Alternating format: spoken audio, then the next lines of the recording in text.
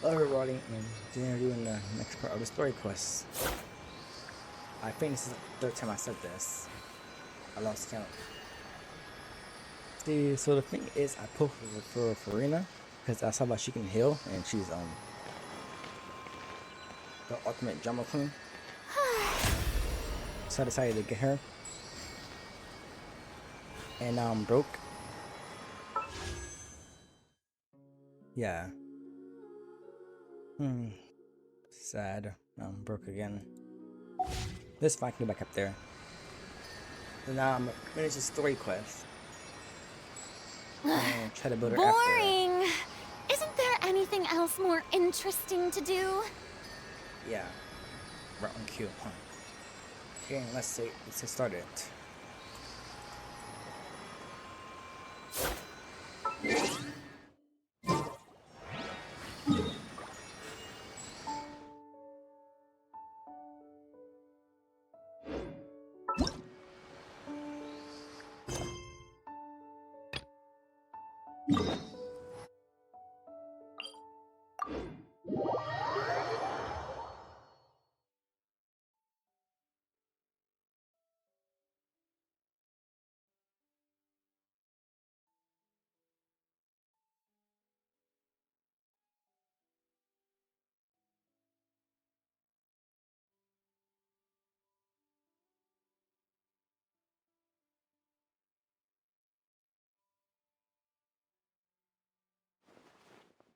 This place looks deserted.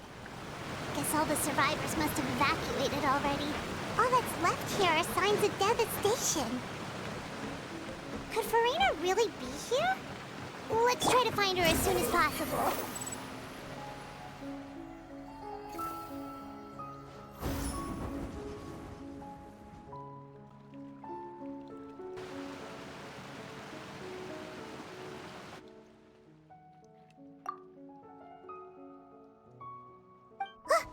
That's Furina, right over there. She really is here all on her own. Should I just give up? This is all meaningless. What was meant to happen did happen after all. Everyone's dead. I'm sorry. I am so sorry. Give up, Furina. There's no point in holding out. I'm sorry. But what can I even do other than to repeat meaningless apologies over and over? Who's that? Don't worry, Furina, it's just us.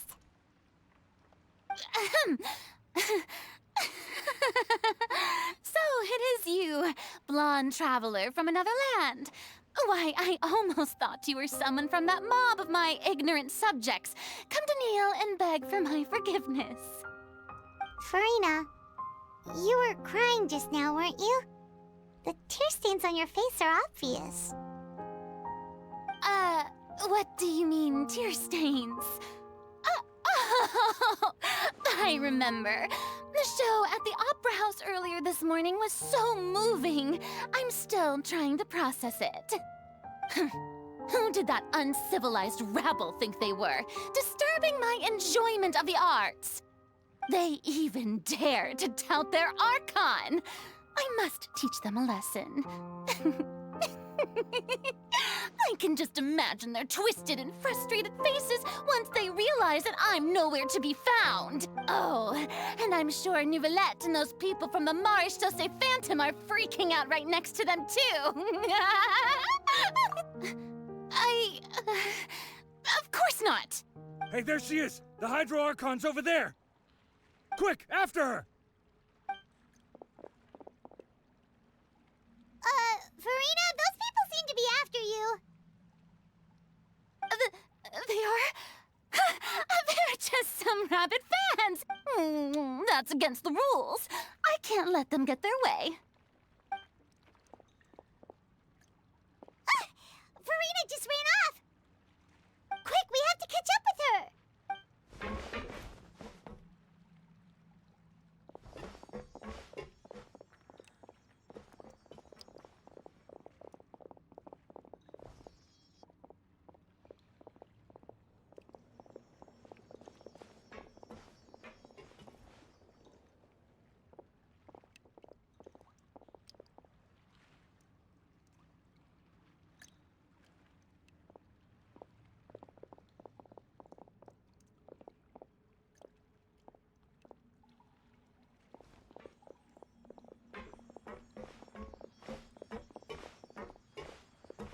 This should be the place, right?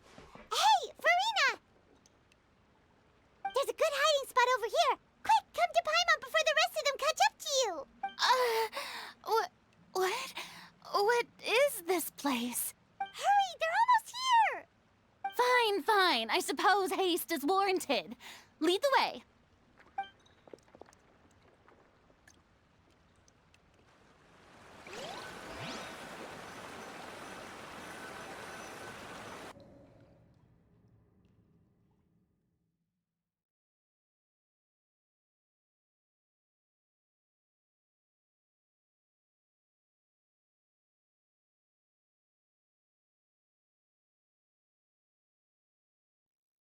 I'm sorry the quality is bad. So what I meant on my computer is slowly dying.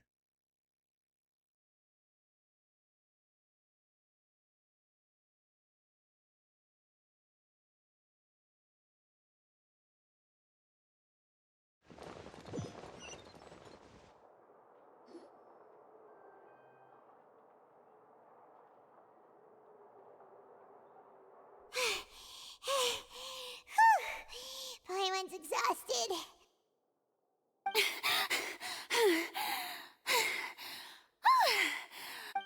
No, I mean, I merely gave in to the sheer enthusiasm they displayed. You're right. Yep, that's a good girl.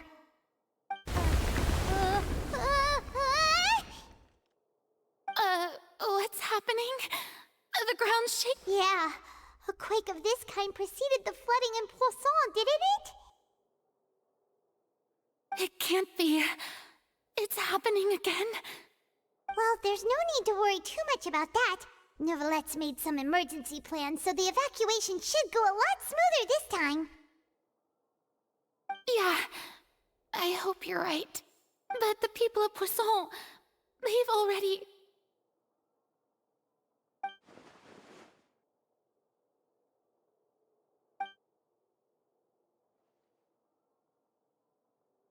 It's true. I've been investigating the prophecy for hundreds of years. I once had informants all over Tevat, searching for clues and feeding information back to me. I've tried all kinds of ways, too, to hold back the sea. Anything to keep the coastline from advancing. But all my efforts proved to be futile in the end. Really, the truth has been clear to me for a very long time. We cannot make an enemy of the divine. No matter what we do, the will of the heavenly principles will have its way, and the prophecy shall be fulfilled. Give up. I do love the sound of that phrase. It would mean finally coming to terms with fate, but also for me to finally be free. Indeed, I've thought about giving up so many times, especially after we almost lost Poisson. Fate is really unreasonable, isn't it? It has no heart and obeys no rules. The prophecy has only just started to come true, and so many people have already lost their lives. But just now, it all became clear to me. I still don't have the right to come to terms with fate on behalf of everyone else. As long as the final moment hasn't come, it's still not too late. Don't worry. I will keep hope alive for everyone until the very end. Well, that's enough for now. I got the impulse to play the stricken maiden, but honestly, considering my rank and station, that wasn't a good fit at all. Don't take any of what I just said seriously. How could I possibly let Fontaine fall to the whims of trivial prophecy? Come on! Paimon could have sworn you were actually being honest just now.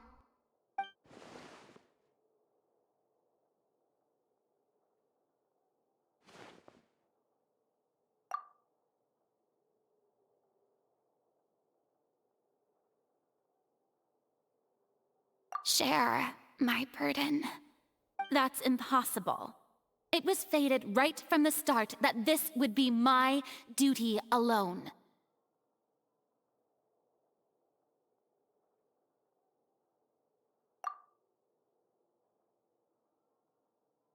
A witness. Yes, I've heard that you came to Tevat from beyond the stars, yes. In other words, you never belonged here. And if Tevat is, in its entirety, a show on a stage, then you're just a spectator, aren't you? If that's the case...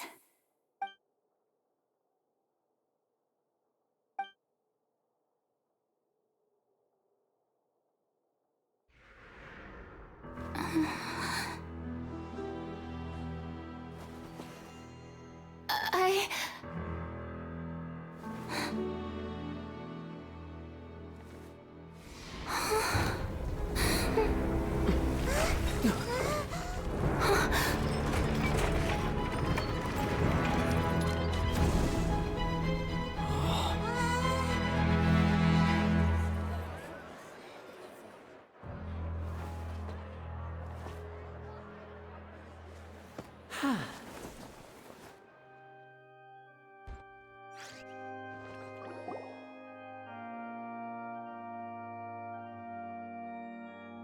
Ladies and gentlemen, this concludes my opening performance.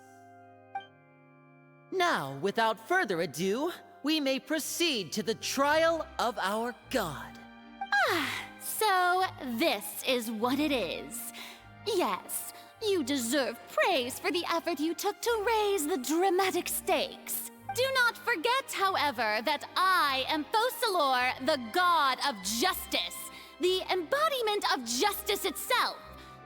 Does it not strike you as even the least bit absurd to bring the very concept of justice to trial? May I interpret these words as your refusal to stand trial? In that case, you will have the opportunity to defend your honor through a duel.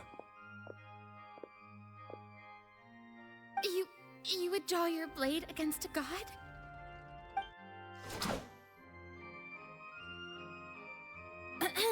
I see. It seems like you have made up your mind.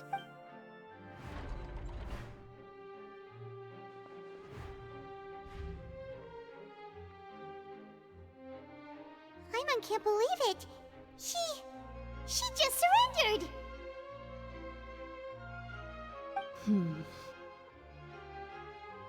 What the heck is going on? Did I just see an Archon surrender to a human? Wow, how utterly humiliating. Lady Furina, what is the meaning of this? It would seem that there has been a misunderstanding. To be clear, the raising of both hands is not always an indication. Looking for excuses again, huh? I raised my hands just now to indicate my acceptance of the trial. No duel shall be necessary. I will admit that I've been running away for a long time. I'm sorry, everyone. I was unable to protect the people of Poisson. It is my duty to stand trial for my crimes. You are not the only ones to be disappointed in me. I, too, am exceedingly disappointed in myself. But now, it is time for the Hydro Archon to show you her courage and resolve. I, Furina, will use this trial to show the world the true meaning of justice! This time, I will protect you. Applaud and rejoice. One of the most outrageous and fantastical arcs known to the opera epiclese is now unfolding before your eyes. Mark my words, this shall be one of the most exhilarating and brilliant shows ever to grace the stage of Fontaine. The trial of the Hydro Archon, Focalor, will now begin! Woohoo! Oh, now we're making history! Why does it feel like Furina just took over the whole thing? Like, come on! Didn't she just get forced to stand trial for her? Also, even though she's still acting super dramatic, she is taking this seriously this time. All right, then. Who will be... The court asks the prosecutor to please take the stand. Is that so? Very well. Then please speak, witness of Tivat, my accuser and fated opponent.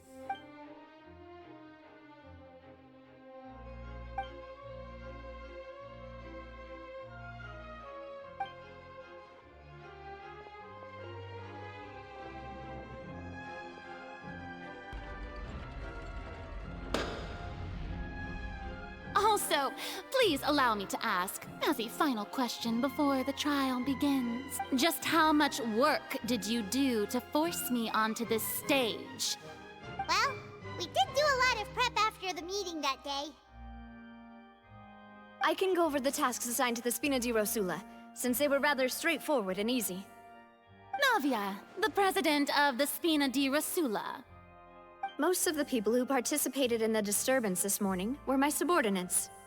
They changed into plain clothes and came to the Opera House as regular audience members, waiting for the perfect opportunity to incite insurrection against you. The people's resentment against their Archon has been building as more and more of the prophecy is fulfilled. A spark was all we needed to turn smoldering anger into a flame.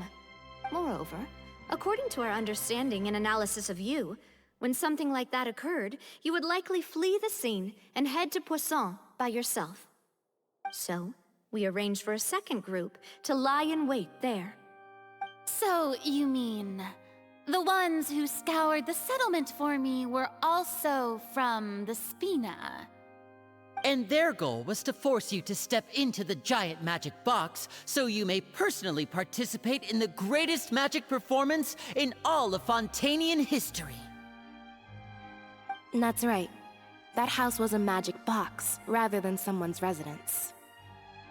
As the super ultimate version of the setup that I used when I first performed at the Opera Epiclese, the volume of the box was increased by a whole order of magnitude, and the distance it traversed was the entire gap between Poisson and Aranias. Its cargo, of course, was an Archon instead of a human. My thanks, Furina. Without your help, we could never have pulled off such an extraordinary performance. You're welcome? Of course, this performance was only made possible with Father's support. The House of the Hearth spent a massive amount of labor in Mora to pull this off. We had to select a location, construct the giant magic box, dig a tunnel, and open up a path through the water. It was a lot of work for all of us. So, in other words, the earthquake that we felt within the giant magic box was just a normal tremor from the transportation of the whole house? That's right. It wasn't a sign of another disaster to come. Then, I can guess Nervilette and Cloran's parts. You gathered a crowd, prepared a stage, and made sure that the champion duelist would be immediately ready for a fight. Also that as soon as I appeared on the stage, the trial may commence without a hitch. Am I right? Yes, that is correct. Well, Clorand, I must commend you for your courage. Only the most outstanding champion duelist in all of Fontaine would accept a duel with an Archon without flinching. Thank you. As for you, Traveler, I suppose your role was to keep me distracted with conversation once you found me in Poisson. You'd make sure that I didn't notice anything amiss before revealing yourself as my prosecutor once we'd arrived on... Oh?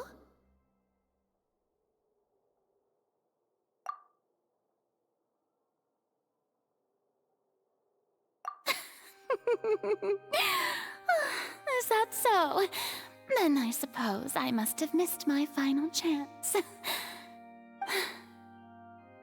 It's fine. It matters not. What's done is done.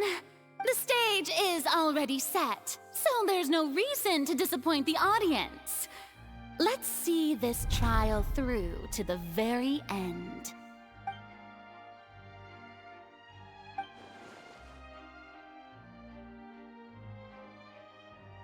Sir Prosecutor, please allow me to pass this along.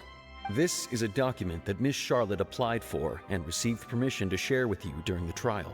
According to her, it should speed up the proceedings. Huh? Charlotte wanted to give us something? Oh, so she's here too! Hey, Charlotte! Oh, let Paimon see. Isn't this the... Wait, then that means this document is a perfect timeline of everything that's happened ever since we stepped foot in Fontaine! So in other words, we can refer to this anthology of evidence every time we want to use something from our journey as evidence for an argument. Let's quickly confirm the information in it. Just think of it as a refresher, all right? You defeated the Hydro Archon in the very first duel you took part in at the Opera House. That's one for the history books, all right. I didn't think that you'd wind up getting to the bottom of the case I'd been following all this time. I guess you could also see that this is the first time Monsieur Neuvillette had a difference of opinion with the Oratrice. A Fatui Harbinger. The Fortress of Merip. According to Monsieur Neuvillette, both child, I nearly lost my awesome friend Navia. To be honest, the words of someone as extraordinary as a witch can probably only be truly understood.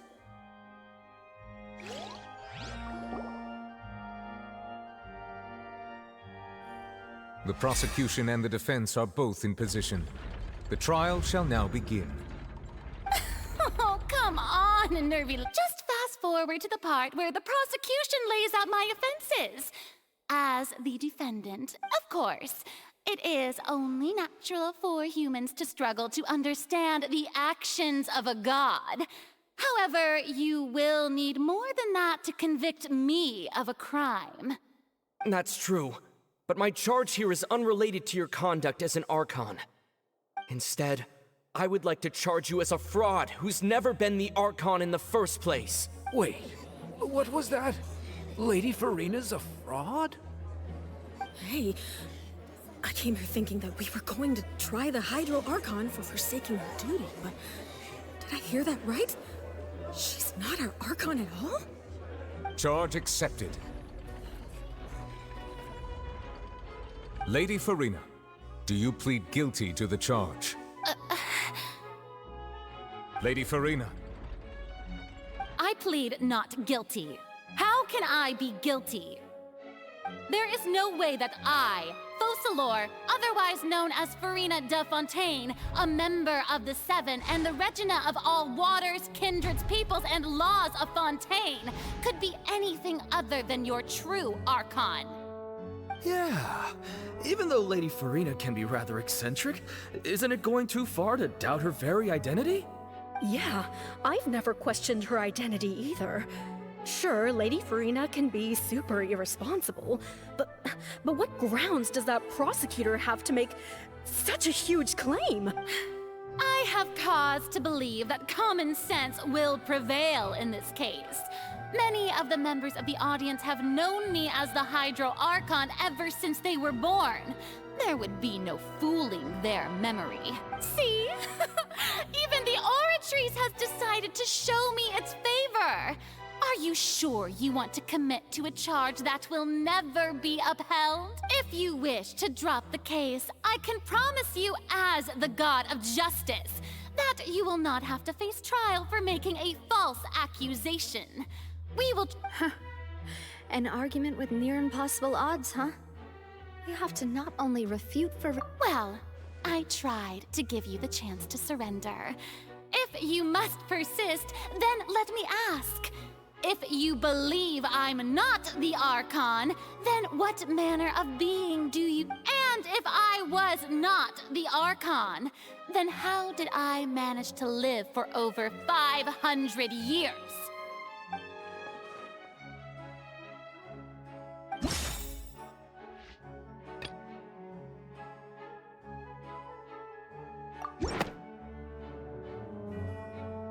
First of all, You may be a member of another long-lived race, which would allow you to naturally possess an extended lifespan.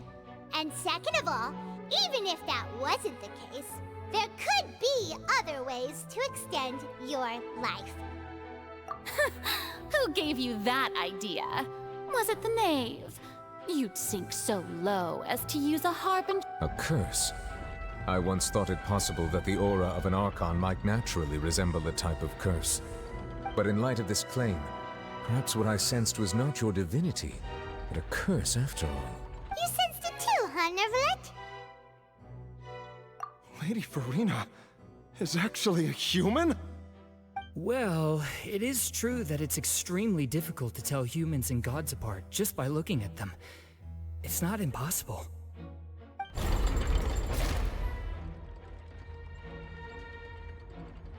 Well, don't start celebrating too early now. Even if I have been carrying a curse like you said, how does that prove that I am merely a human being? Besides, everyone knows that the main difference between a human and a god is the possession of authority. Gods can do what humans cannot. That's why they're worshipped as gods. For centuries, manifestations of my authority have served the nation of Fontaine. One need only to turn their eyes towards the Oratrice Mécanique d'Analyse Cardinal in this very opera house, or consider the indemnitium that is used in every aspect of life.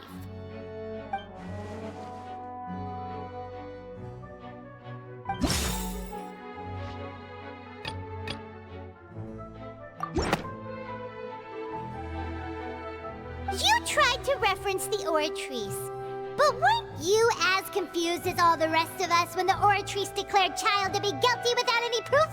Otherwise, you should have come up with a good explanation for that by now. Didn't I make myself clear at the time?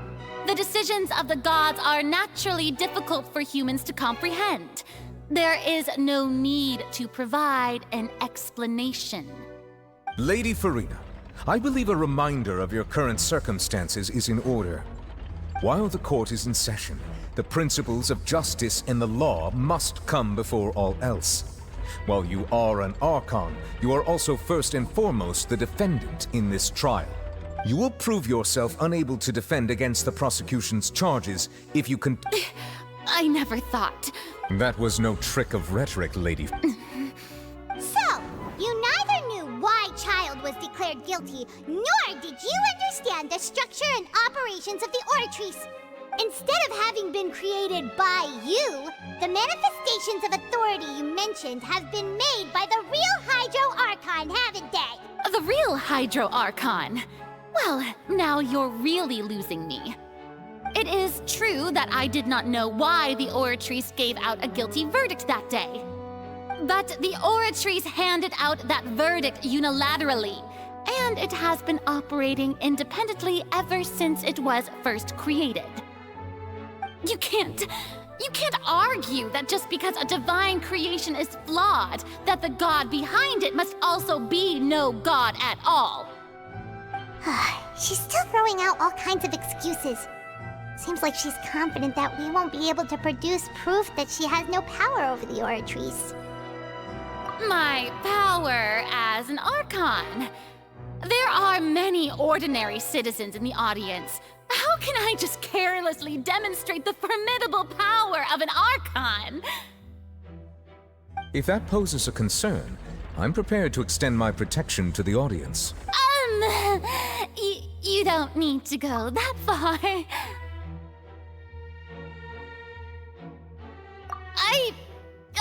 Aren't you the Hydro Archon?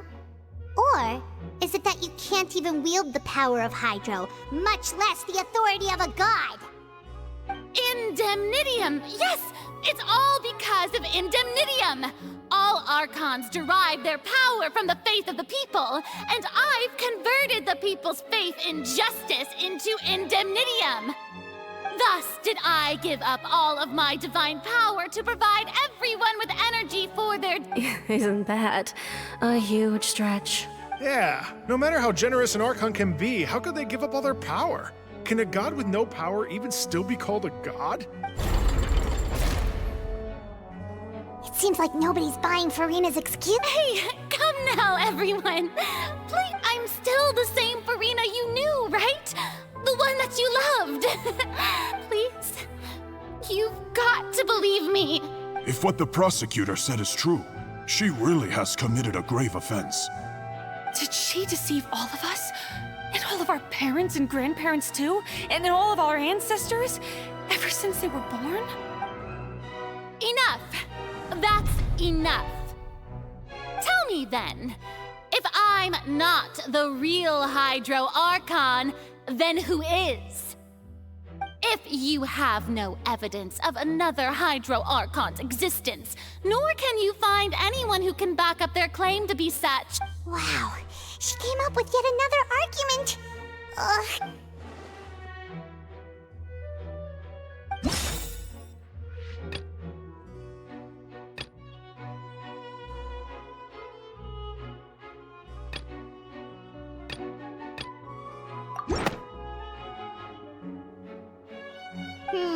That doesn't sound right. Paimon doesn't think this clue...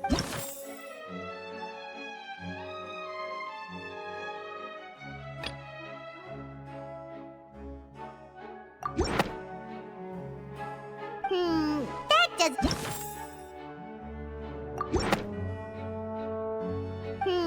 that...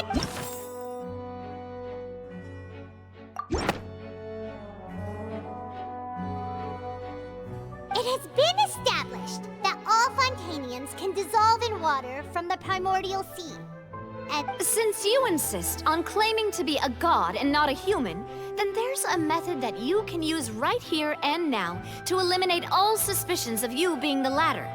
Miss Navia, please apply to serve as a temporary attorney for the prosecution before addressing the court. Though you act in partnership with the prosecutor, you must still adhere to proper procedure. Super sorry, Monsieur Chief Justice. I swear this really will be the last time that I'll speak out of turn. Now, I've brought some seawater from Poisson. As everyone knows, a massive flood struck the area not long ago, taking many lives. Including those of some of my closest friends. So, Miss Furina, would you dare to touch some of this seawater? If we are to believe that you are indeed the real Hydro Archon, touching this seawater would have no effect on you. All it should do is strengthen your case. But if you don't dare to touch it, then we would have basically proved the reverse. Oh, and I must remind you that after the disaster at Poisson, nobody wants to see any more people dissolve. I do hope you'll act prudently and choose the simpler path of admitting guilt. Navia from the Spina di Rasula. The Spina has governed Poisson for many years. I guess her suggestion is valid. If Lady Furina is indeed just a human, she's probably Fontanian like all the rest of us.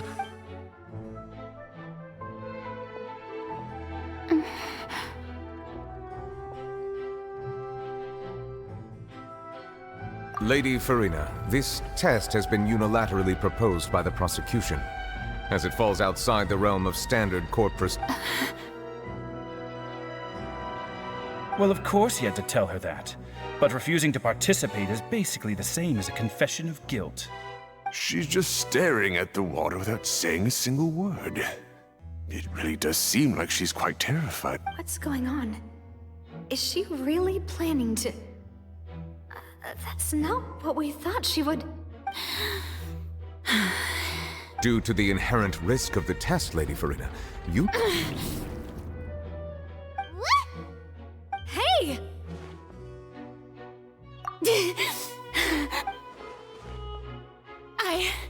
I'm fine! Look at me, everyone! My hand is still here! I haven't been dissolved! Will you believe me now? I really am your Archon! I'm nothing like a normal human who would fall apart as soon as they touch this water! Miss Siegewien? If you're present, Miss Siegewien, please come forward. Siegewien? Don't be nervous. It'll just take a few seconds. That should be enough. Please announce the results of your evaluation to the court, Miss Siegewien. As everyone doubtlessly saw, Miss Furina was displaying symptoms of hyperventilation and flushed skin. These indicate that she was experiencing the adverse effects of exposure to primordial seawater. The extent to which she was affected is the same as other humans when exposed to primordial seawater of a similar concentration. Thank you, Miss Siegeween. Lady Furina, you may Oh, wait. What did she just say? I didn't get dissolved. Shouldn't that be enough to prove my innocence? Well, considering your tendency to run from your problems, we did originally prepare a direct sample of the seawater around Poisson. However, after extensive discussion, we exchanged it for a sample that is not concentrated enough to dissolve an actual human. After all, on the off chance that something entirely unexpected might occur, we don't want anyone else to lose their life to the sea. Yeah, so out of regard for Furina's life, you secured a low-concentration sample and asked the head nurse to serve as an expert witness. It's a great thing that the direct sample wasn't actually used. Furina could have... I can't believe...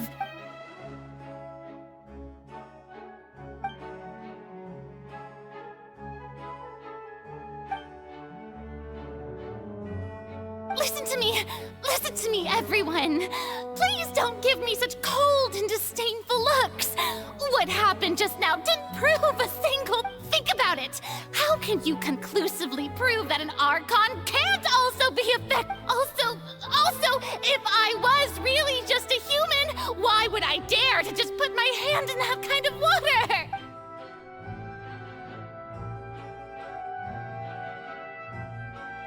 Please, everyone, anyone, just listen to me! I swear, I really am your Archon!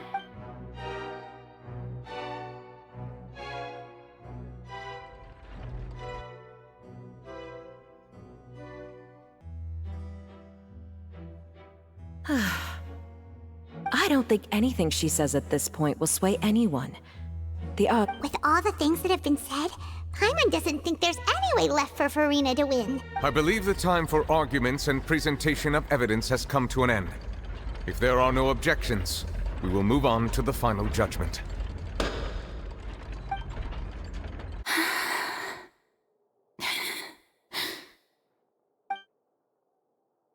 I don't think anything she says at this point will sway anyone who's too stacked against her now.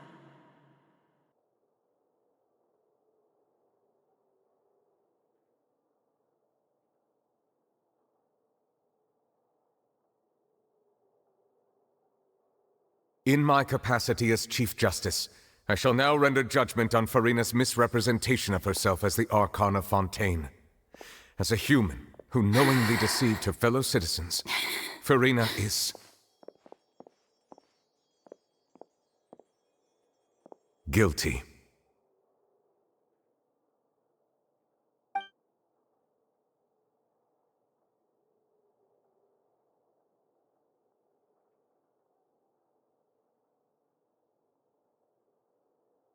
We shall now turn to the Oratrice Mécanique d'Analyse Cardinal to render the final verdict on the charges.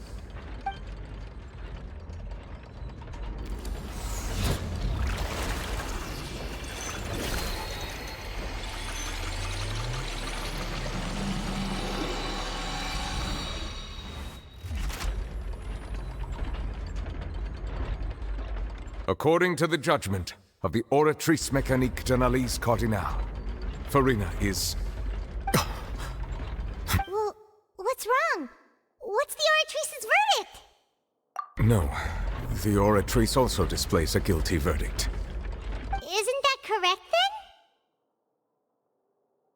then? However, the exact wording of the verdict is thus: the Hydro Archon, guilty, to be punished via the death sentence.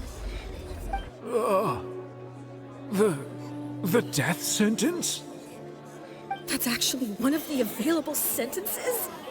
I've always thought that it was just a myth. The one and only time the death sentence has been handed out at the court, and it's been given to the very person we've worshipped as the god of justice? What an unexpected twist. Furina's been sentenced to death by the Oratrice? We just wanted to show her the seriousness of things so she'd tell us the truth. How did things escalate this quickly? This outcome is indeed quite strange. According to Fontaine's current definitions of justice, as well as its recommendation, is this sentence really appropriate for the crimes that have been committed? Yeah! Even Fauché wasn't sentenced to death by the Oratrice. You know, the real evil mastermind behind the serial disappearances case. Indeed. Not only is Furina's sentence overly excessive, the very point of our trial today was also to prove that Furina has never been the Hydro Archon in the first place. But now, the Oratrice seems to have deliberately invoked the title of the Hydro Archon. What does this mean?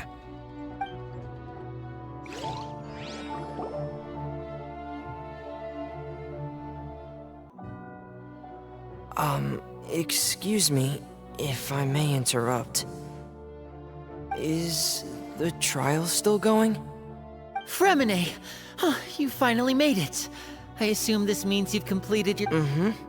Any mission Father assigns to me. Is that the first prophecy slate? Huh. So the knave privately arranged for Fremine to try and find the missing slate. I looked everywhere and finally found it at the bottom of the sea.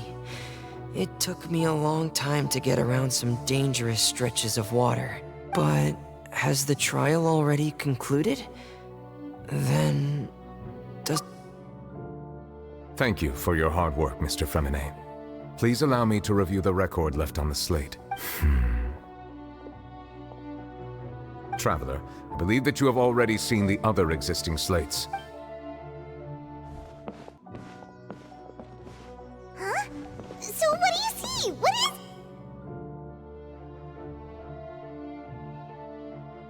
I believe I've now made sense of the Hydro Archon's crime. It has to do with Fontaine's lost history. Huh?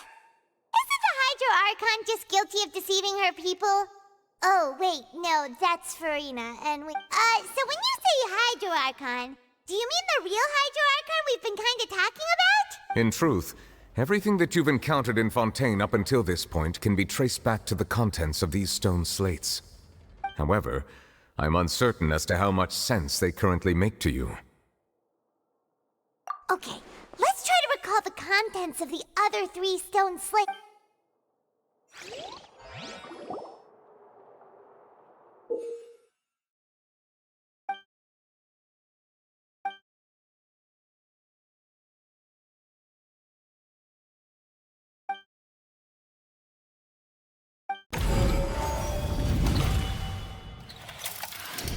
The first stone slate describes what you just said.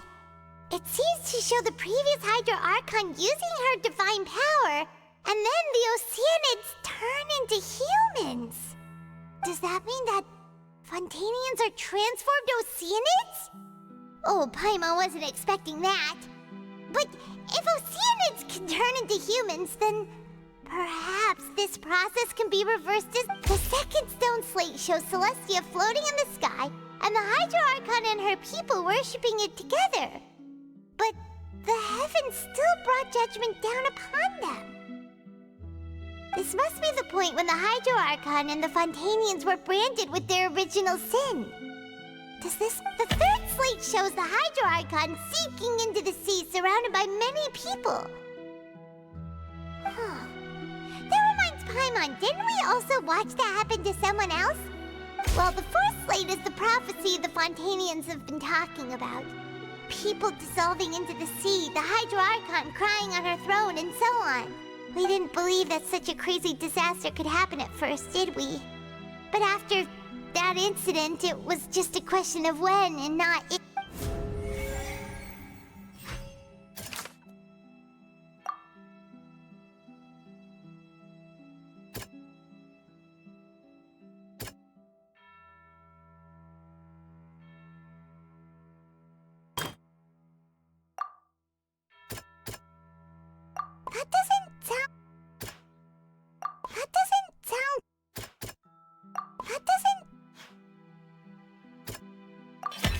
It's not as simple as falling into the sea. When Navia fell into the sea, the stone slates show the people...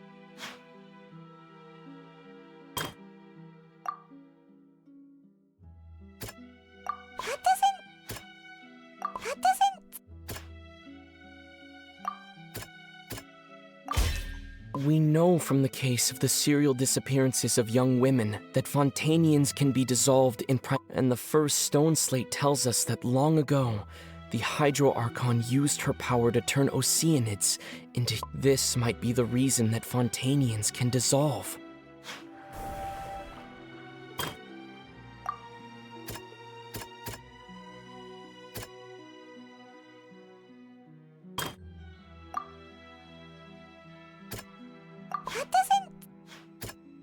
That doesn't sound... The prophecy from the stone slates found its way into society, but not many. The fortress of Meropide was nearly flooded with primordial seawater, which, if we... That doesn't...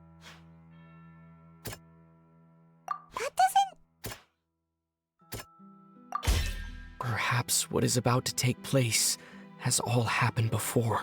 And the original sin cast down on the people of Fontaine by Celestia, as recorded on the stone slates. They'll dissolve into the primordial sea but won't cease to exist. Their essence will flow in the seawater, converge, and take the form of an Oceanid.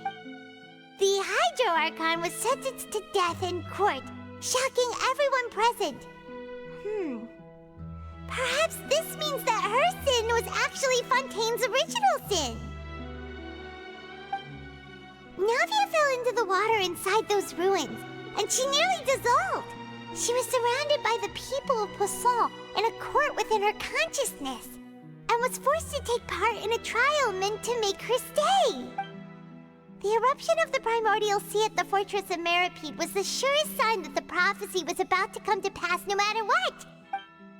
The prophecy's contents can all be verified by recent events.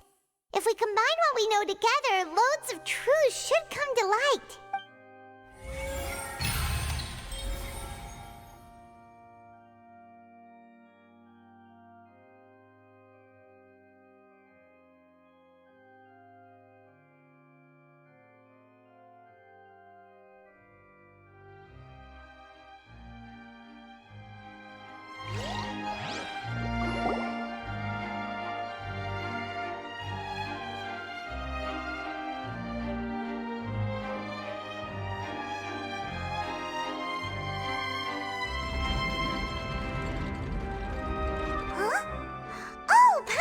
It now, so that's how you can make sense of it. But then it feels like we're going to have to share some truly shocking revelations. Let's hear them.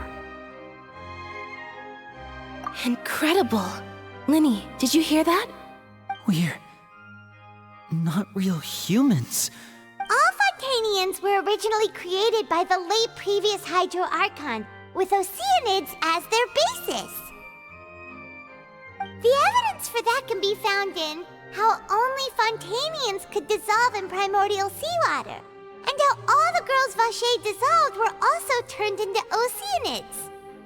Oh, and according to Navia, when she was about to get dissolved, she also saw everyone gathered around for a trial, all of them in the shape of Oceanids. Indeed.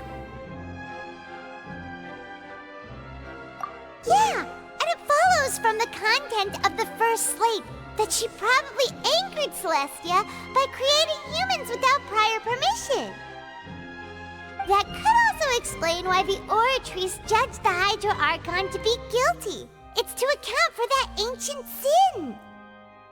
The Hydro Archon's true sin was creating us? And yet, after many hundreds of years, the Hydro Archon's creations have turned around to try to judge the Archon within the Opera Epiclese. The twists of history are often the most unexpected of all. Yeah!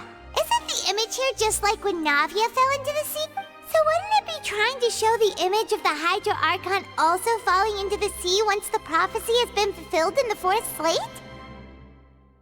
In the end, the people will all be dissolved into the waters, and only the Hydro Archon will remain weeping on her throne. Only then will the sins of the people of Fontaine be washed away. Did Paimon get all that right? You've made some keen deductions. I must say, given how much you still don't know, it is impressive that you've already managed to connect so many pieces of the truth. However, while you were able to decode all the information on the slates, they've also been etched with an additional layer of hidden information using a different power source. When we were at the ruins, I tried to decipher the hidden information recorded in the slates. But since we only had 3 slates at the time, I was unable to come to a full conclusion.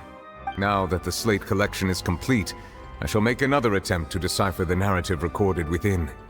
If everything goes well, we should finally be informed of the unadulterated truth.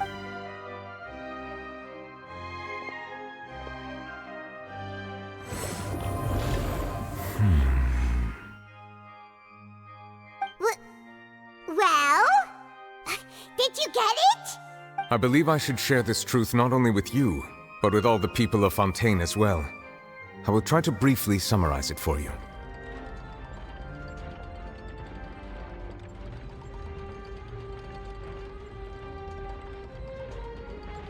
Your hypotheses regarding the origin of Fontainians and the sin of the Hydro Archon were both correct. In the Fontaine of old, the previous Hydro Archon sensed the yearning of her Oceanid familiars for life on land.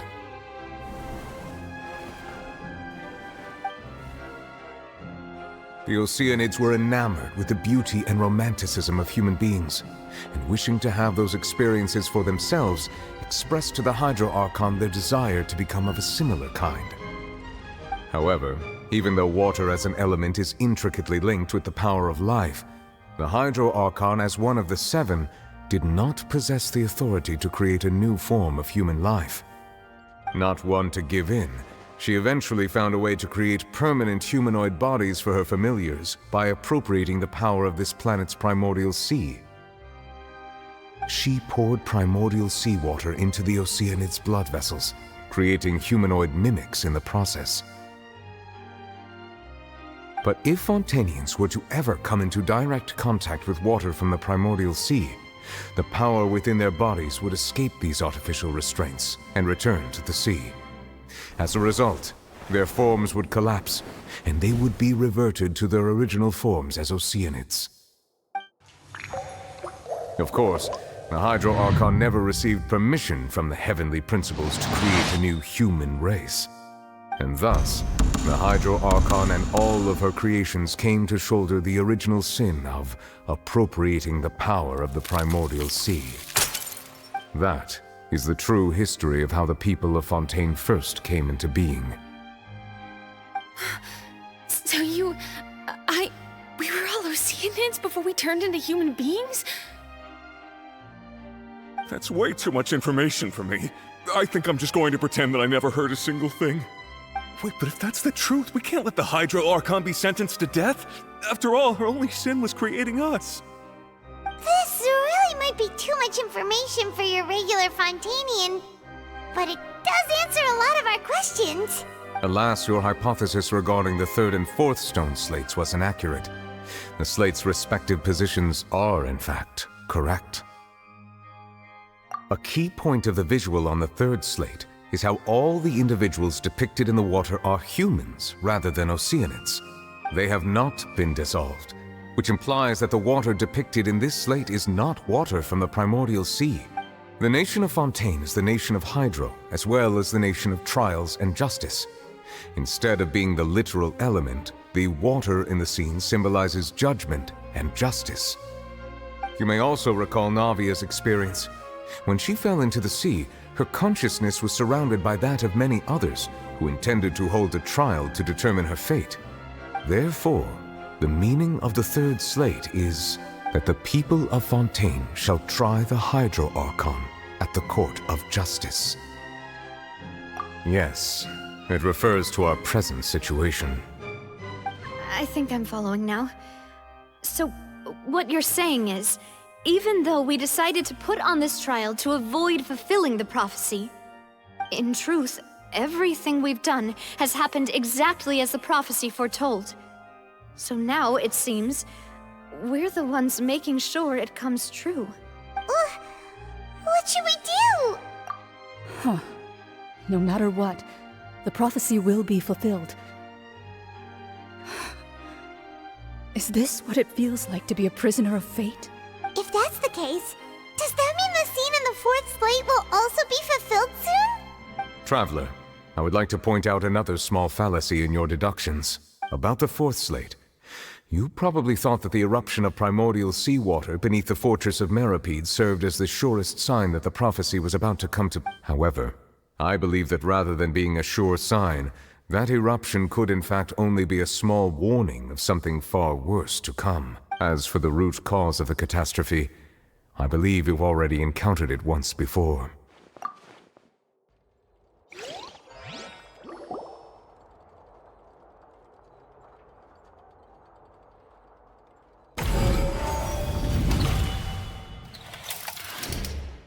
This eruption was just a small warning of the things to come. We must find the root cause of the disaster.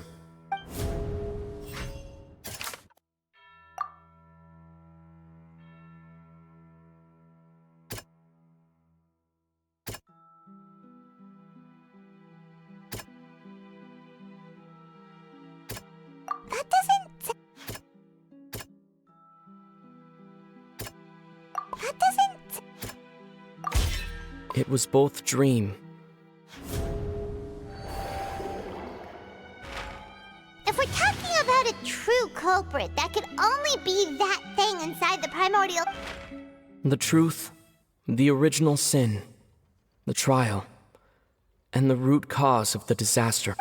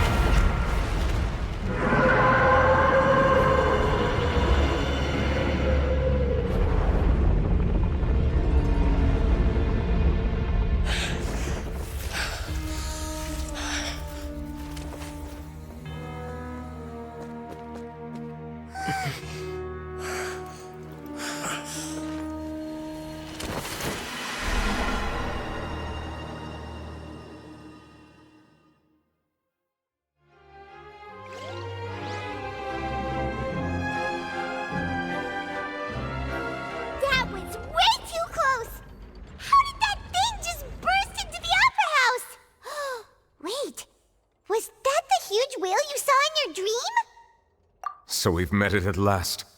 I understand very well why it has chosen to make an appearance here. That whale does not belong to Tevat.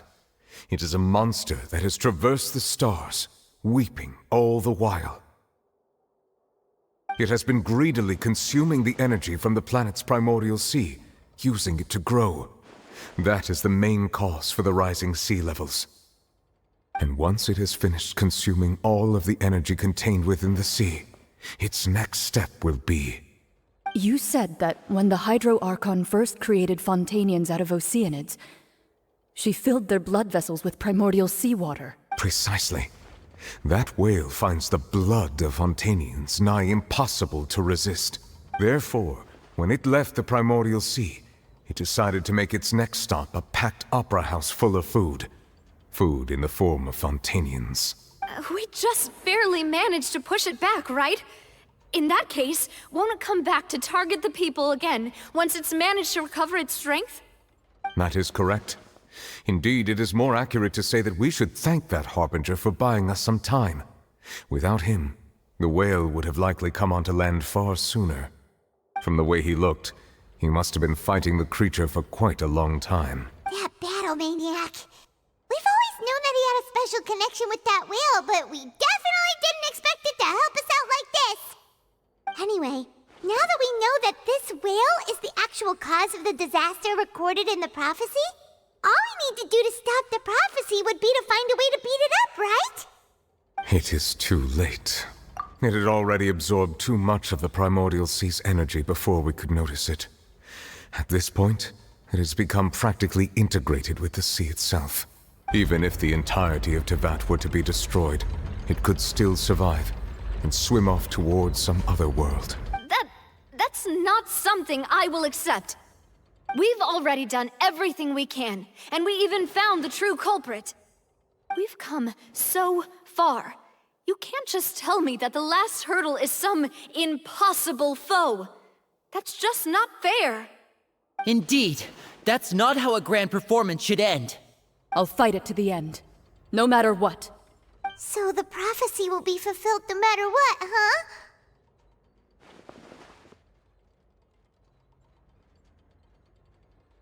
The prophecy. Yes, what has been prophesied will be fulfilled. You may view...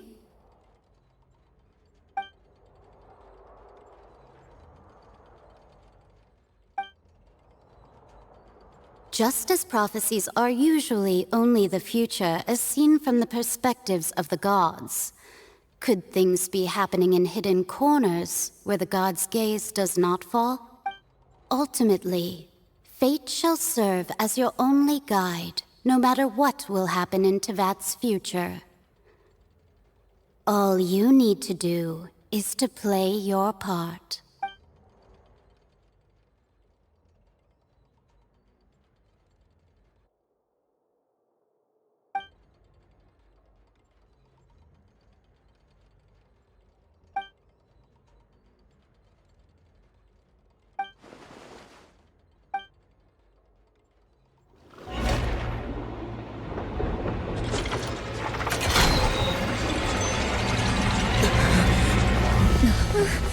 What's happening with the oratories? I believe it is preparing to carry out the death sentence.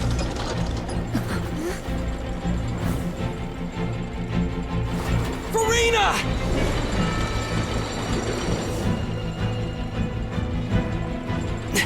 No, I still need answers.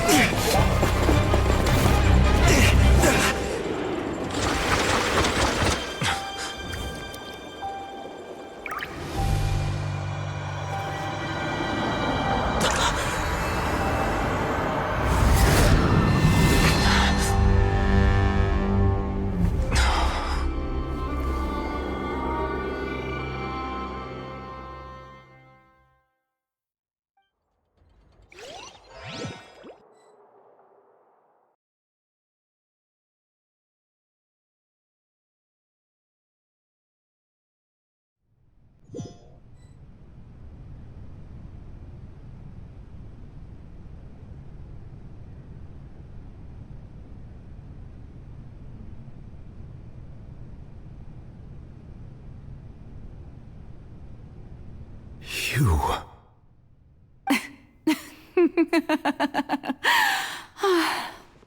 Sorry. That shocked expression on your face is just too amusing. I couldn't help myself. You are not Furina. Who are you? The sweet sound of bewilderment. Marvelous.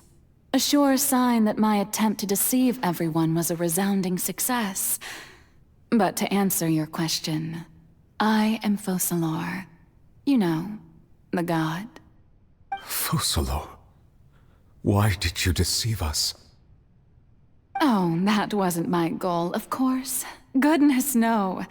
But I had to fool everyone else too, if I was to stand any chance of deceiving the heavenly principles. Deceiving the heavenly principles? It's all because of that pernicious prophecy. Dreadful, wasn't it? Everyone doomed to dissolve, Fontaine condemned to be flooded. One was not amused. In fact, one was positively bemused when that problem was thrust upon me by my dearest predecessor. That's the former Hydro Archon Egeria for the uninitiated. It hardly gets more disastrous than a preordained national catastrophe, now does it? She knew full well that the prophecy would surely come to pass. And as one of the seven, she also knew full well that one defies the heavenly principles at one's peril. So yes, as you have no doubt surmised, it was a rather impossible situation that I found myself in. I spent a terribly long time mulling it over, alone on the ocean floor. And I was almost growing barnacles by the time I finally realized there was only one possible solution to this confounding conundrum. I had to outwit the heavenly principles, allow the prophecy to be fulfilled, ostensibly at least, while saving everyone at the same time. I'm a genius, I know. I can only assume that's why Egeria chose me as her successor. Although, looking back now, it was hardly the inheritance one dreams of.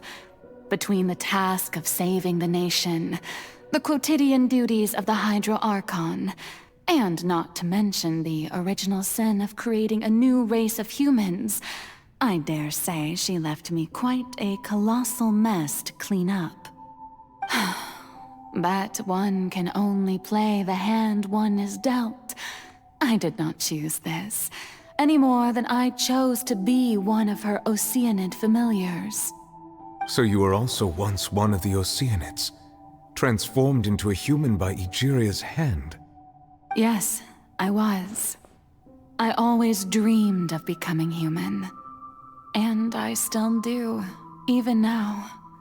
In my eyes, to be human is to be part of the greatest opera ever known. After becoming a god, I separated my divinity from my body and spirit, leaving behind only a self that was as naive and bewildered as my past self on her first day as a human being. The me you see before you now is that divinity. And the human counterpart I left behind, I named Furina. She could feel joy, sorrow, and everything in between. She could be as vain and conceited, or as meek and vulnerable as she wished. Her strengths were of a kind only a human could possess, as were her shortcomings. But in my eyes, Furina's humanity was what made her perfect. She was perfectly human in every way. The person I always wanted to be. Anyway, so then I cursed her. All part of the plan, of course. The plan to deceive the heavenly principles. Do you still remember the final scene of the prophecy? The Hydra Archon alone, weeping on her throne. In order that the prophecy might appear fulfilled, I invited Furina to be an actress, to play the part of the Hydro Archon in the prophecy.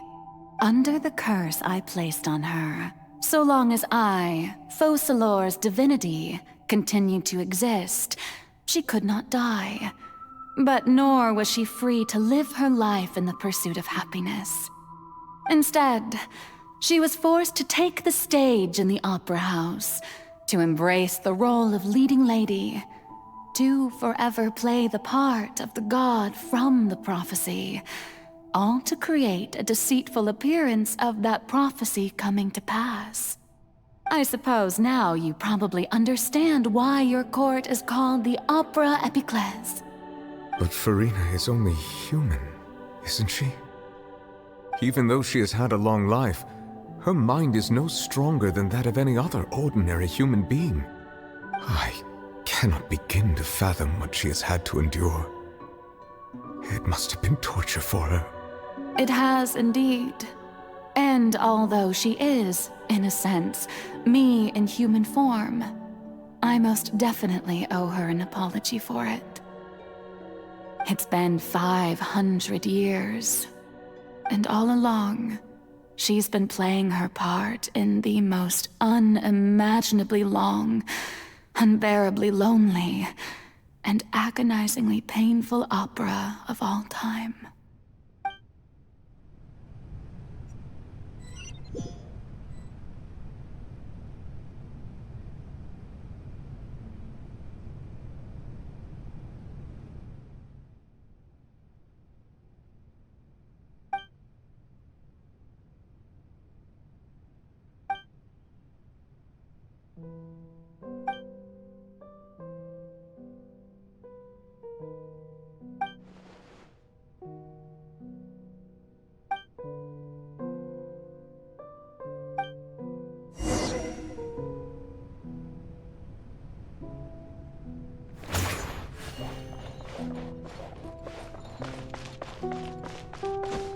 Behold!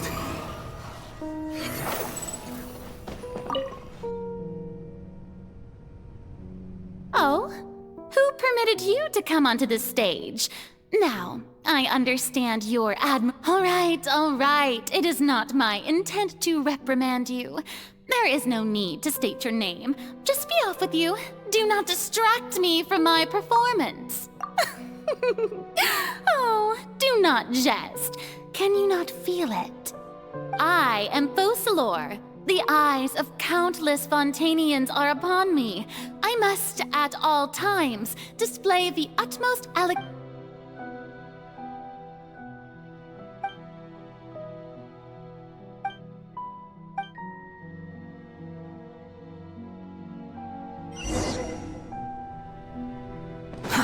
Too slow. Dear audience, the performance is experiencing a technical difficulty, but worry not. The guards shall resolve it soon enough.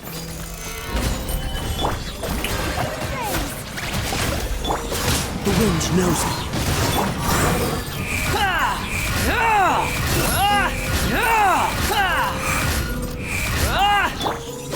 Let the world come alive!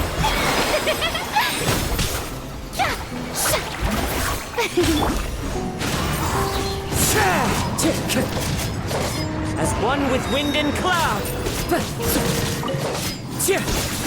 It's fine. One with nature. Unsightly insects. Behold.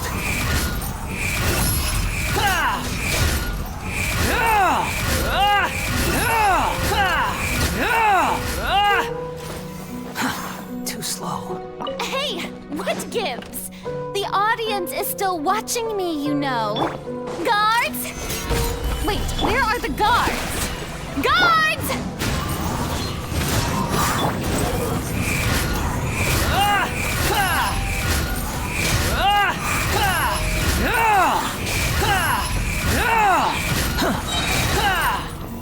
Cry louder! Fallen leaves, adorn my... This is order. Stabilize. One with nature. Squall and fury.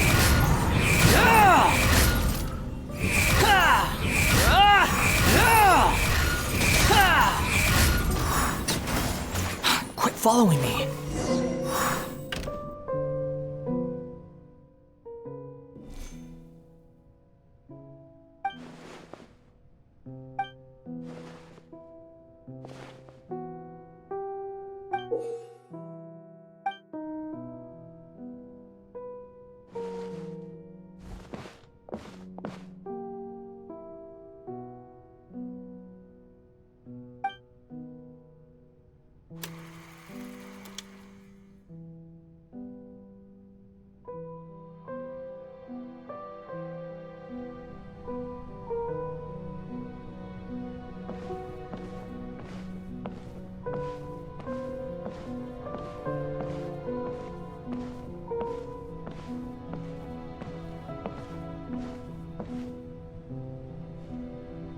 Furina.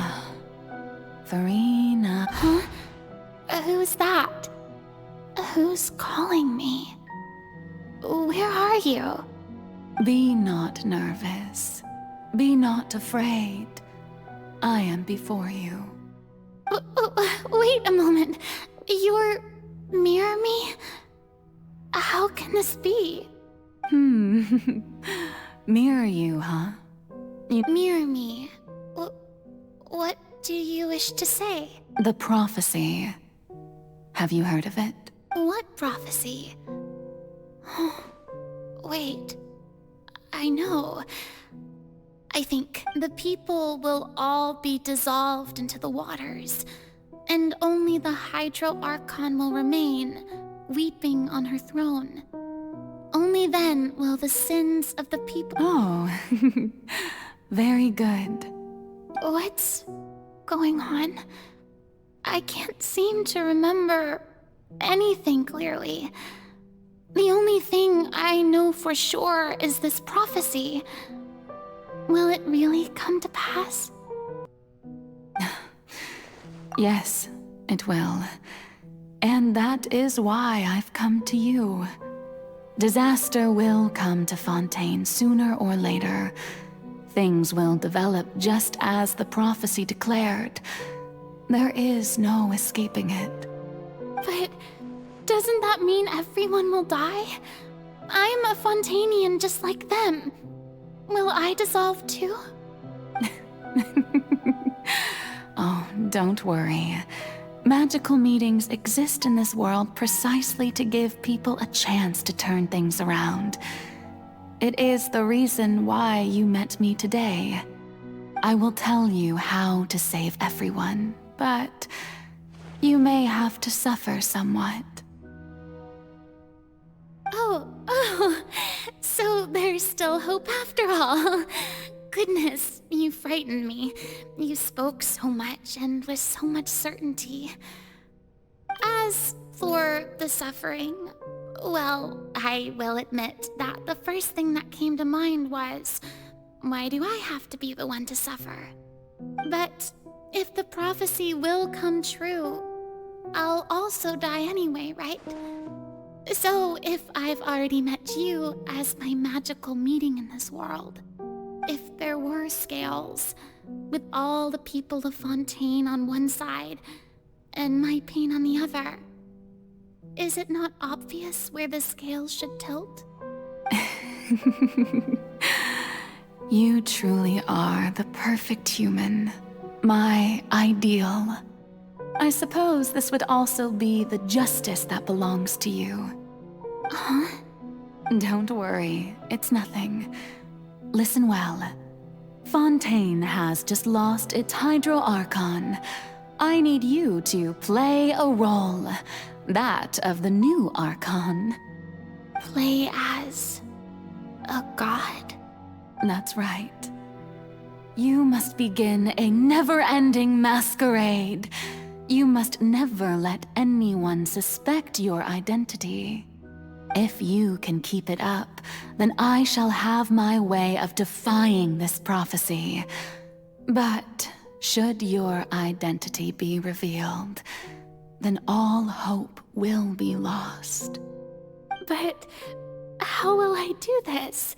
A human assuming the role of a god without being exposed? Don't worry. What you must do is not to turn yourself into a real god. You simply need to play the role of a god as humans imagine them to be. Being a human yourself, I'm sure you already know what such an entity would be like.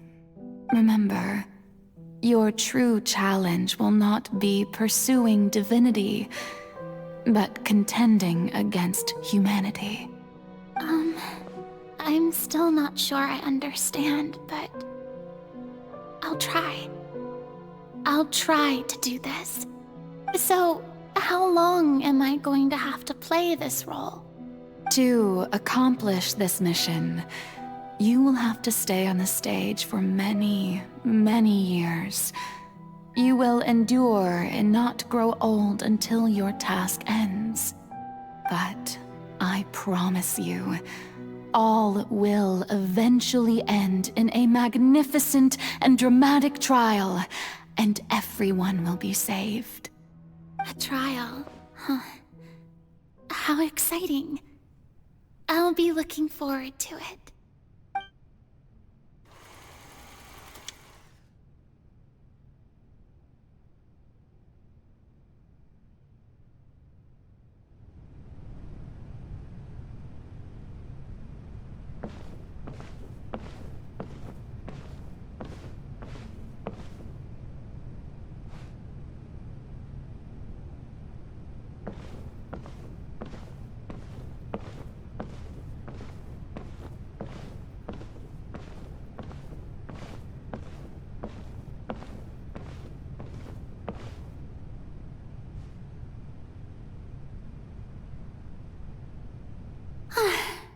The Maison Cardinalise has announced my accession, but this is my first time facing the people.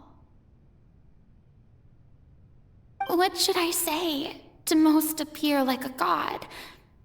To be honest, ladies and gentlemen, good evening, and welcome to the Opera Epiclese. I'm sure you've all heard about how I have taken on the role of Hydro Archon.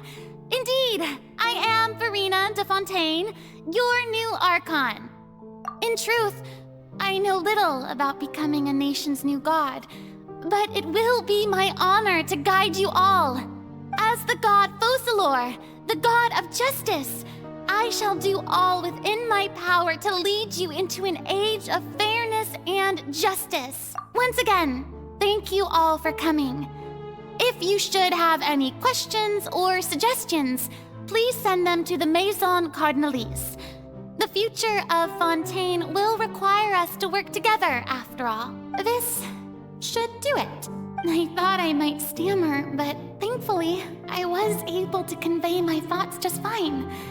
Okay, and next. That's the new Hydro Archon. Is this some kind of joke by the Maison? I would have thought that a being that surpasses humanity would be a bit more assertive. Hey, did you hear that? She even told us to send her suggestions there at the end. Shouldn't gods be all-powerful? She's being so modest. What's the difference between her and an ordinary person, then? If you ask me, perhaps the succession didn't actually happen. She might just be a Maison back puppet. Wait, what's going on? Why is everyone suspecting me of being a fake? Right. Myrmi said that I just need to play the role of a god as humans imagine them to be. Calm down, Furina. Think. What do the assertive, with a strong sense of presence, one who can dispel all doubt. That is the character I'm fated to play.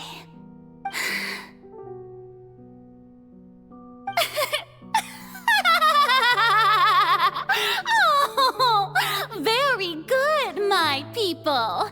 Only ones such as you are deserving of my rule. Now, I was wondering if some weak puppet were to one day come onto the stage and claim ownership of this opera house, would the children of Fontaine follow them? Well, it seems that you would all see right through them. Having passed my test, you are qualified to witness wondrous trials alongside my august self, here in this opera house. You may consider my previous act a door gift of sorts. I thought it was a debut that suited the atmosphere. Now then, let us be reintroduced. Ah, so that was just a performance. How could I have forgotten that we were inside an opera house? Personality? It's quite shocking, to be honest, but I suppose it's a better look than before. Such a fascinating and bold deity. How wonderful! Our future may yet be bright after all. It seems I've turned them around. Best follow this, my dear people. Whether you acknowledge me or not, whether you trust me or nay, I say to you, keep faith in your ardor for justice. We have heard it said that this nation's sins can no longer be washed away. No, this won't work. they'll suspect me again. I must play the role that they want me to play. The scales of justice should not weigh heavy in the hands of its god. On one side, it must carry fairness and justice. And on the other, praise and applause.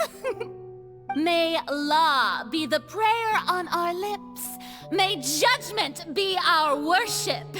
Let us light. There is no trouble in this world that justice cannot solve.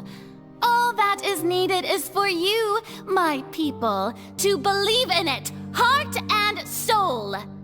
So long as I, the Archon Focalor, stand within the Opera Epiclese, so long as I stand before the Oratrice, I shall even judge the gods of this world!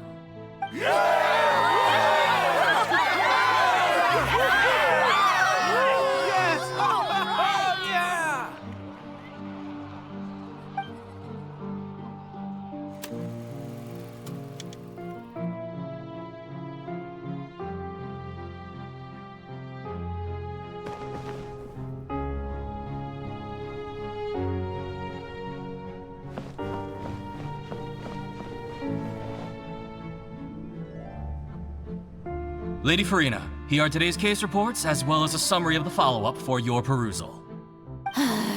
Come now, was I not just at the Opera House in person? Leave these kinds of things to Neuvillette.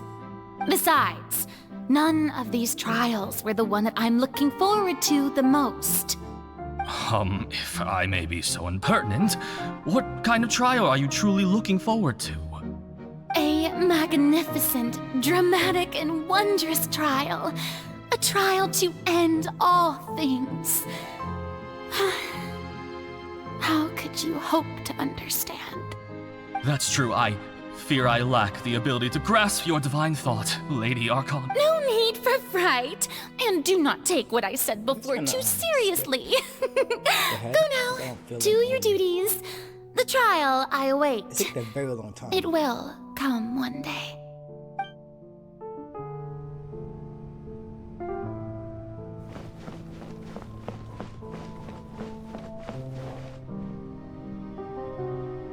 Lady Furina.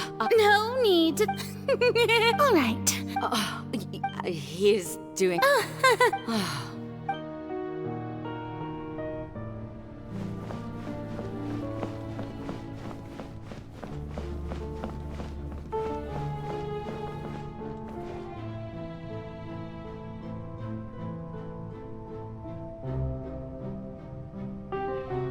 Lady Furina, you're the... I see.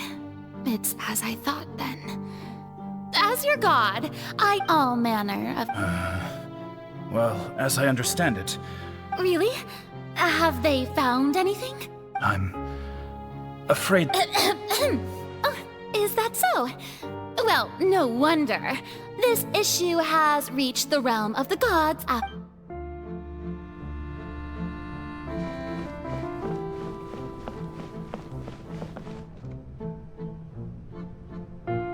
The day is finally over, but it's good to see that everything's getting on track.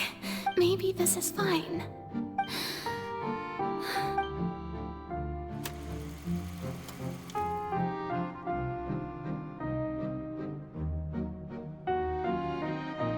Lady Furina, here are the new...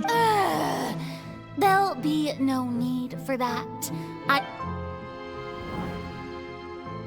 Lady Furina, Indeed, my dear. Lady Furina, we're detecting significant hydrological anomalies near Poisson. Understood.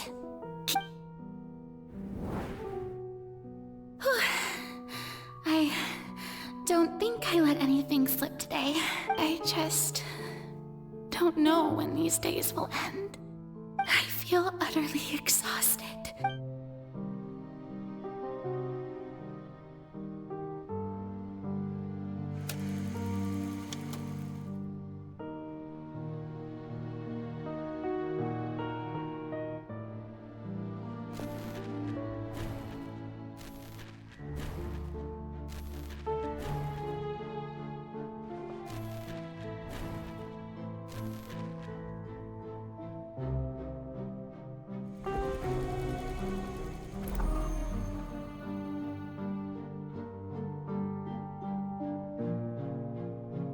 Lady Furina. It's like I've heard that the first member of our family who was honored to receive an audience with you was Madame Deoteria. Almost... And what a fine family yours is indeed. It brings... What is it? Are you crying? Really? This must be the overflow of hydro from my person. Well, can't quite help being the god whose dominion is the waters, can I? No wonder. No wonder.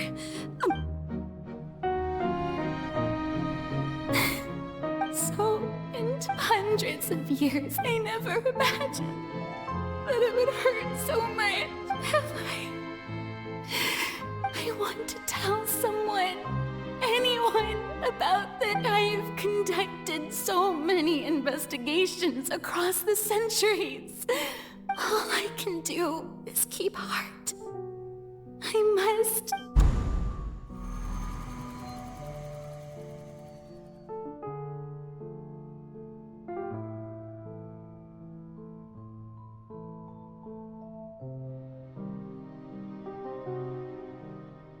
Furina, you don't have to shoulder this burden alone.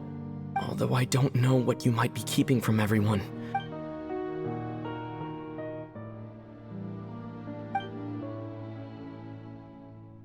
Share. That's impossible.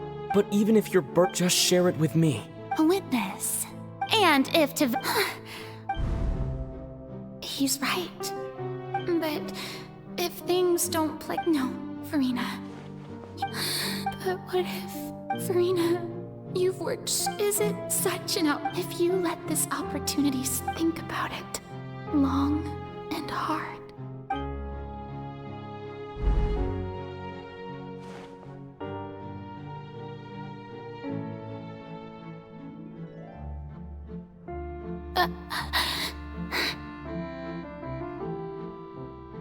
No, I have nothing. All you need to do, dear spectator, is to witness my...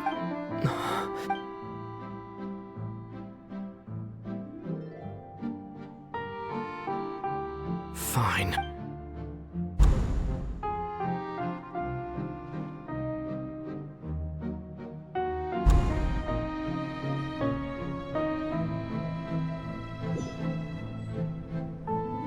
So even Furina doesn't know the truth?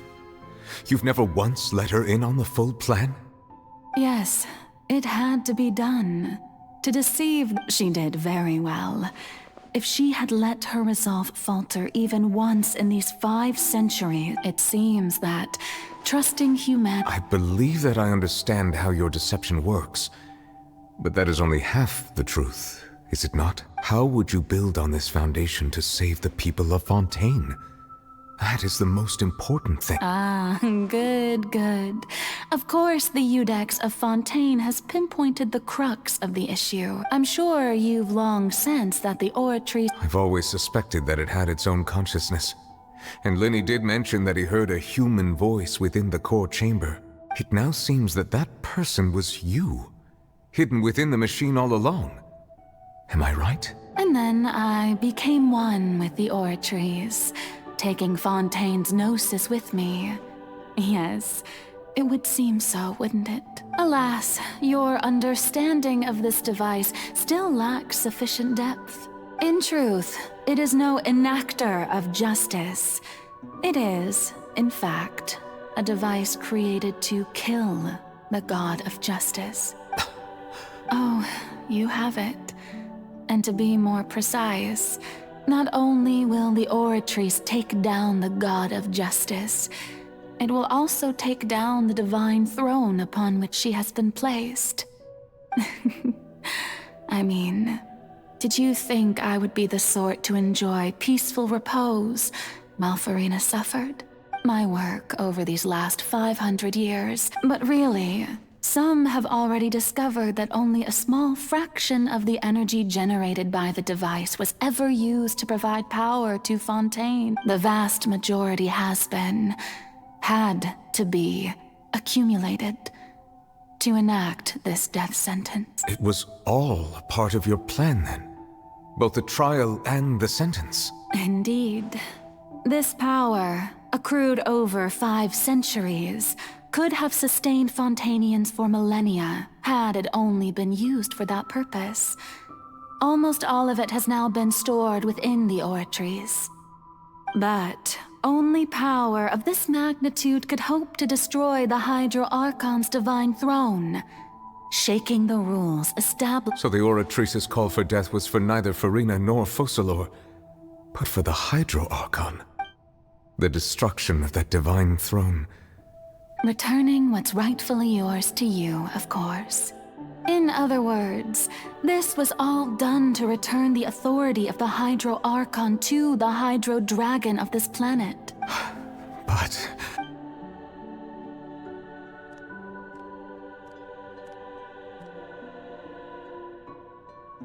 Oh, what? Getting sad again, are we? The authority of the ancient dragons shall soon be yours once more, O Hydro Dragon Sovereign. And this is the face you make. all you've done throughout the years is just so you can sacrifice yourself at the very end. I've never quite seen it that way, you know. Even now, I'm quite pleased at how well my deception worked.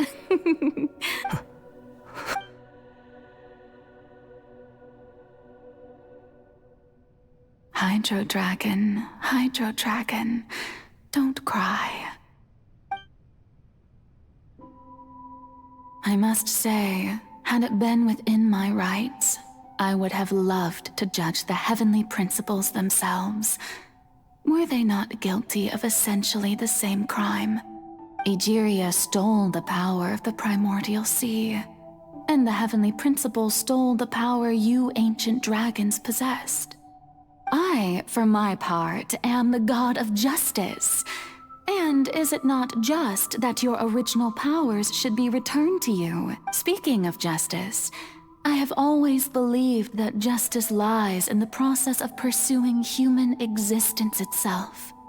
So, if the theft of the primordial sea's might was Fontaine's original sin, then, leaving matters of procedural right and wrong aside, the descent of the Fontainians as humans and their right to exist in this world would be Fontaine's original justice. In other words, existence was Egeria's justice, and to me, justice is the continuation of that existence. Defying the prophecy and ensuring that Fontaine's people shall live on, that should be the justice enthroned over all others. At this point, we, whether it be myself or all other Fontainians, Iudex Neuvillette, the highest judge in our land, when you regain your full power as an elemental sovereign, what verdict shall you pass upon us? So when I was invited to the court of Fontaine to serve as Iudex, I see now that that was your idea too. At last. I now understand the true purpose behind this position. In the beginning, I was uninterested in human existence. But these 5 centuries of living alongside them have gradually brought about mutual understanding between us.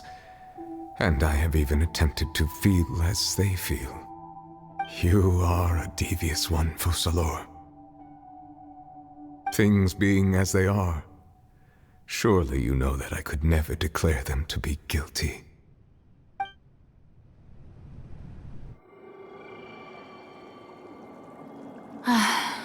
The hour of my execution is almost here. For the sinner, the curtain call has come. I know I may not sound it, but faced with death, I find myself a little afraid. Perhaps this is one thing both gods and humans have in common.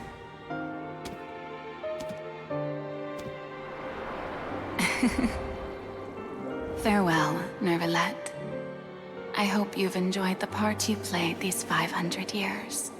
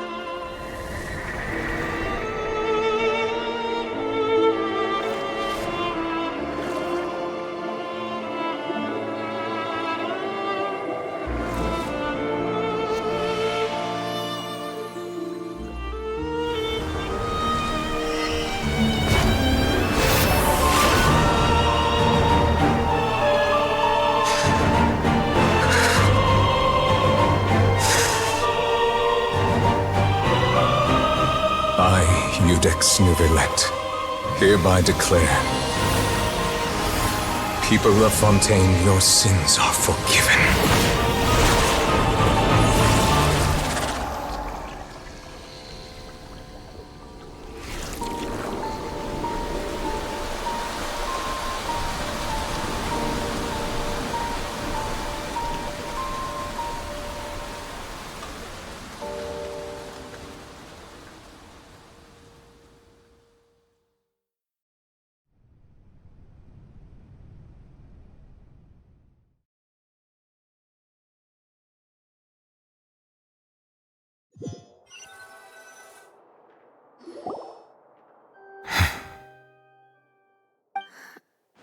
What just happened? Has the death Was that bright light some sort of But since we're all still alive and haven't been dissolved... It's time to end this. We must mete out punishment to that beast. Didn't you say just a moment ago that it can't be defeated? I have gained the strength sufficient to deal with it. Through certain means, I now have the ability to separate the power of the Primordial Sea from that creature. We should seize the opportunity to pursue our quarry. Traveler, now that the oratories can no longer function, I require an executor to help me mete out justice. The root of the calamities befalling Fontaine. The beast that enacts the prophecy. Its name is the all-devouring Narwhal. Come with me, traveler. The hour of execution has come.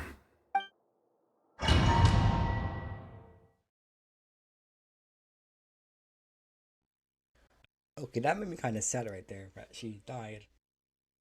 Oh, sacrifice, quote unquote. That was a bit sad.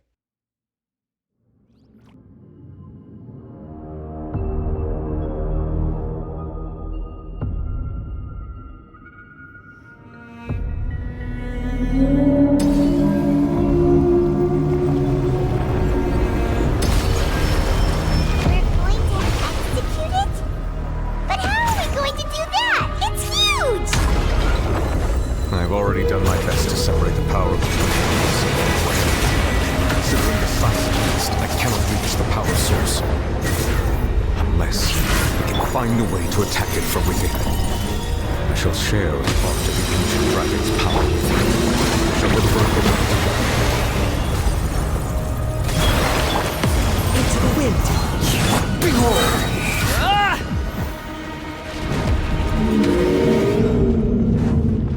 Quit following me! Wretched vermin! I can feel its sorrow turning into hostility.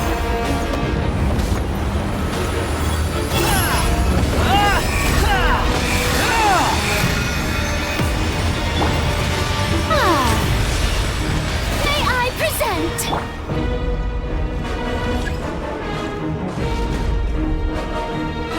The wind knows me. The all-devouring narwhal cannot resist its instinct to devour. Continue to trigger its hostility. Chance will present itself.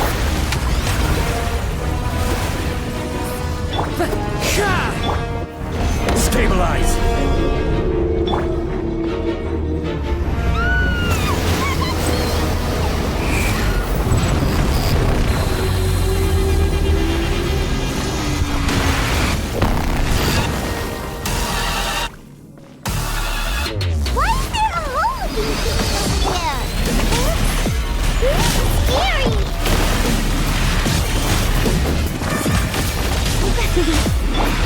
Into the wind. Nothing worth mentioning. Search for it. I have granted you my protection. Do not fear. Seize the moment and use my power to suppress its root from within.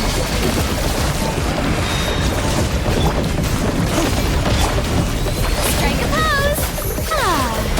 Behold! Let's manifest the authority of the ancient dragons.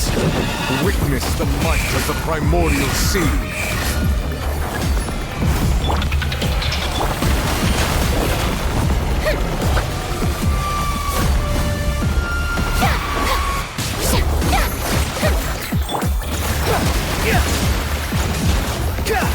Squall and Fury, that's far enough!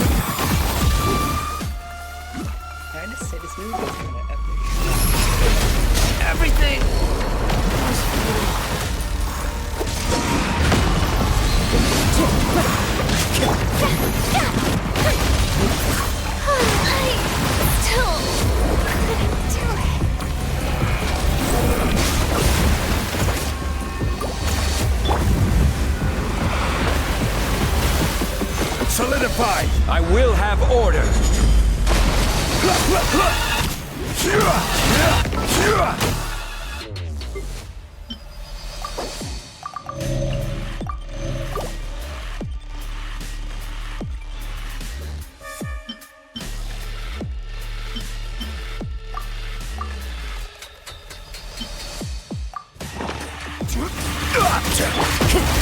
Into the wind. Squall Fury.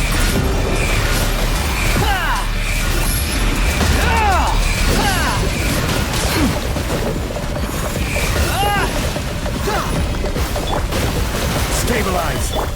One with nature. Fallen leaves, adorn my night. The wind rises.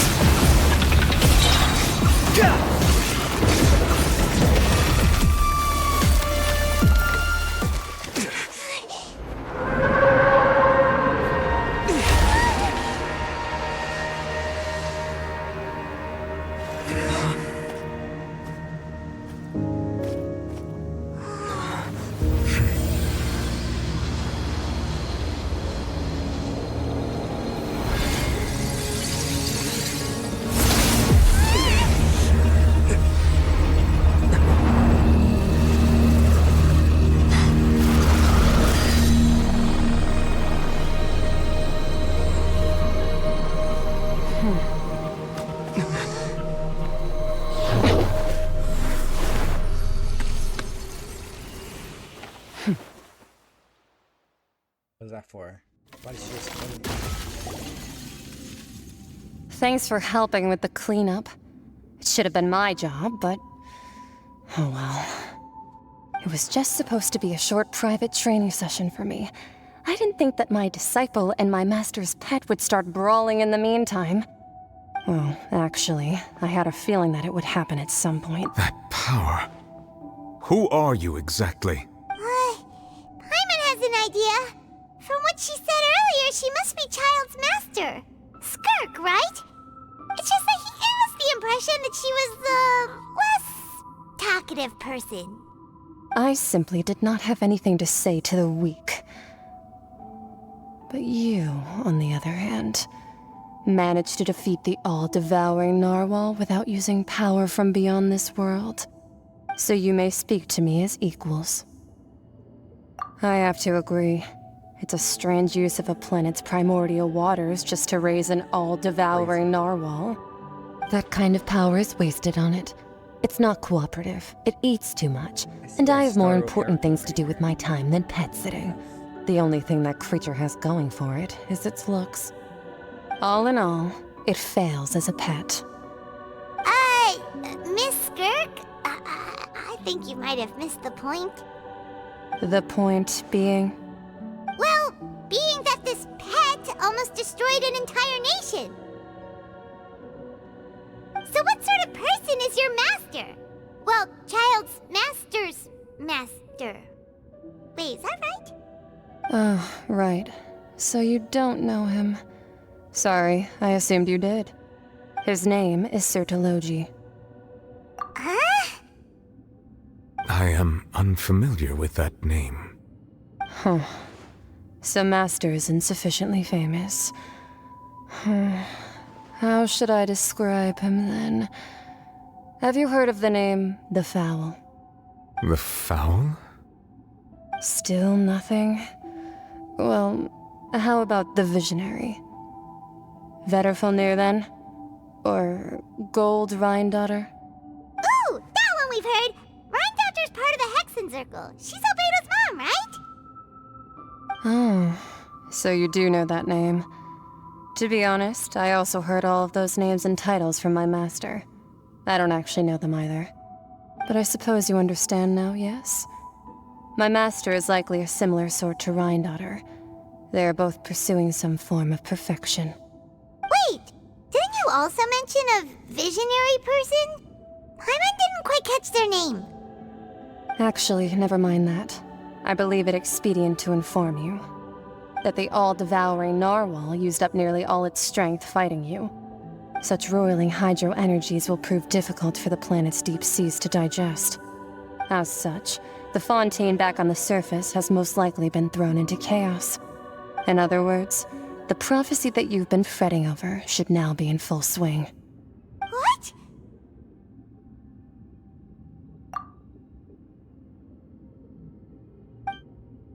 Not to worry. Focalor has already managed to deceive the heavenly principles. In the end, the people will all be dissolved into the waters, and only Furina will remain, weeping on her throne.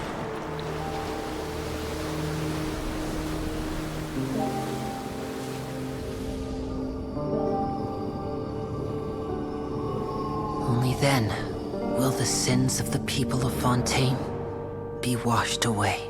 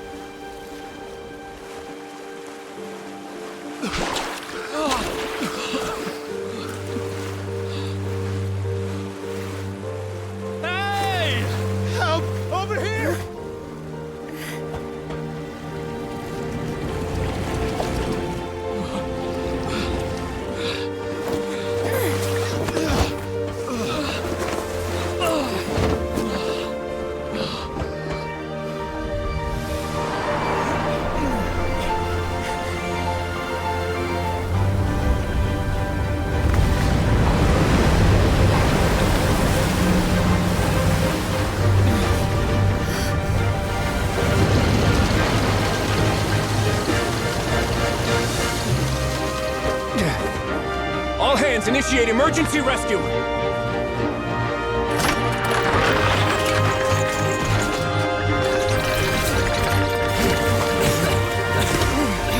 Hurry!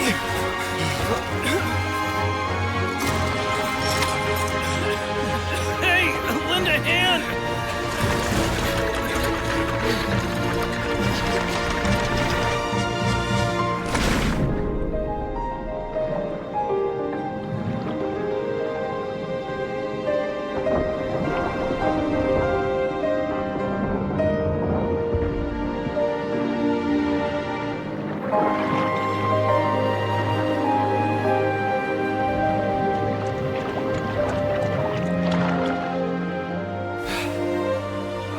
Look! The water's receding!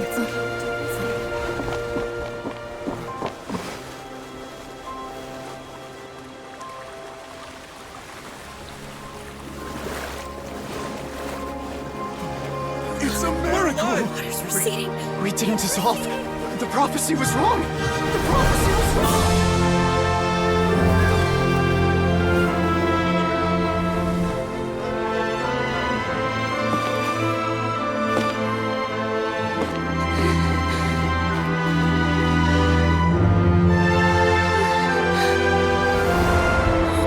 Are you alright?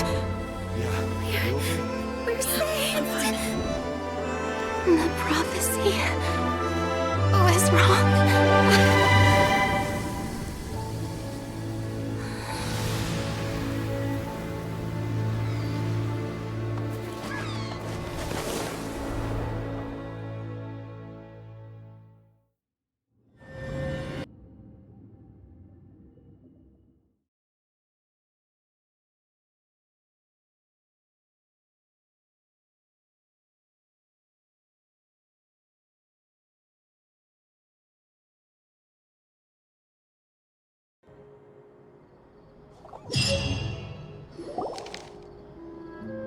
The soil renewed.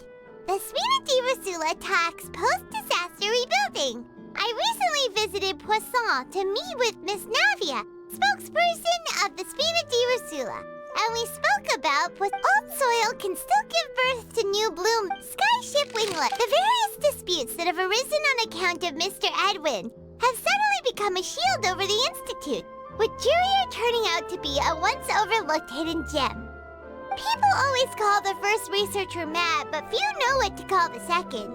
And should that latter person achieve a miracle, they would find it all the harder to find a word with which to classify him and his team. Wow! Paimon barely recognizes the people in the reports. Are those really Juria and Navia? They sound like real big shots. What do you think? Pretty enthralling, huh? The Steambird's idea was pretty simple. With the disaster just having passed, we would print a free edition packed to the margins with good news to calm people down. The value for these big scoops lies in their inevitable follow-ups. We'll publish further reports and go into the stories behind those people. Edwin's assistant, Jurier, created a true flying ship, while Navia is leading people in the reconstruction of their home. I'm sure that Paimon's curious too! Wait a minute. Didn't we watch everything happen from... And that's exactly why I'd like you to come conduct interviews with me. You're... are you sure? Hasn't he turned you down? Oh, this time will be different. Come on! Let's head to Poisson first, and then make a trip to the fortress. There are some things you'll only know when you get there.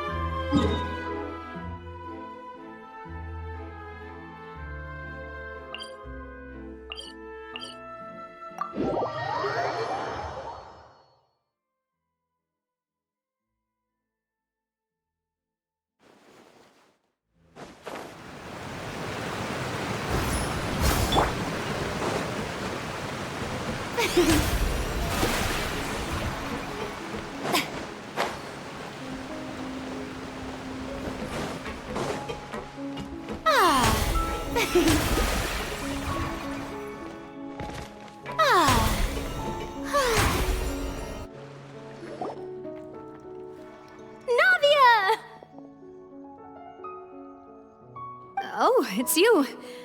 What brings you all here? Hey, we're just having a look around. I'm here to update myself on how things are going here. Oh, the Fatui are here too. Let me introduce you. This is Mr. Garunt Snežević. He represented the Knave in sending us a large amount of supplies, and is helping with our work. Our residents are hard at work as well. Thanks to everyone, work is progressing nicely. We've lost a lot of people, but we're moving forward. That will have to be enough. Hello, Miss Charlotte. I'm a big fan of yours. I especially like that article you wrote last year about Fontaine's stray cats. But if you don't mind, could you not emphasize our role too much in your report? It's not charity we're doing here. We just happen to share the same interests as the Spina. I get where you're coming from. I'll keep it as simple as possible. Or would you be willing to feature as friendly neighbors? That would be fine. Thanks! Oh, you're back too. How are things? We finished laying down the construction materials. It'll be another hour before the workers are able to go over there. Huh? You're here too, Clarette? Well, her reputation's greatly risen after that whole duel business with Miss Furina. So she's here in Poisson to wait out the heat. All right. There's too much to consider in the reconstruction of Poisson. The Spina has need of more decision-makers. And, well, I do already happen to be connected to Mr. Callis. Oh, wait just a moment. Do you mind me asking a few questions? You know, about how you felt before the duel, about what it was like facing down a god. There's lots of exciting material there, I bet. Forget it. I'm sure you can find a better theme than that, Miss Charlotte. I see you're the same as always. Couldn't you do me a favor, for Navia's sake? Well, if we're talking about doing things for my sake, you might as well just take a few more photos of me. Or of the Of course I will. I'm not gonna let him off that easy. All right, then everyone who wants to be in the photo, gather up. And smile.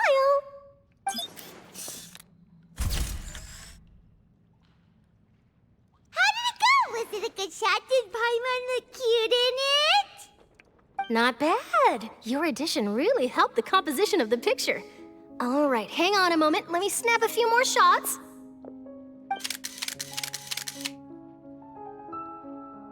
All right, that should do it.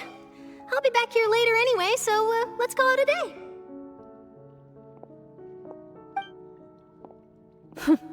You're very quick. Speed is of the essence when it comes to the news, and freshness is the key. Also, not to brag, but I'm pretty good at building connections. Who knows? I might eventually get that interview with you after all, Miss Clarand. Wow, you really do have that never say die spirit. I'm impressed. I'll hazard a guess that this is how you got that interview at the Fortress of Meripede. Whoa, you're well informed. Let me make a guess too. I asked Sigewinne who told Monsieur Nervillette, and he told you, right? That's a very complete information chain. In truth, all Monsieur Nervillette asked me was, when did the fortress become so friendly towards the media? I told him that it was best not to speak too soon. There's no guarantee that Wriothesley will make a personal appearance. You're right. I've got to treasure every moment I have with them. In which case, I'll be making a move first. Stay safe now. And tell me if you hear anything interesting. I'll treat you to afternoon tea in exchange.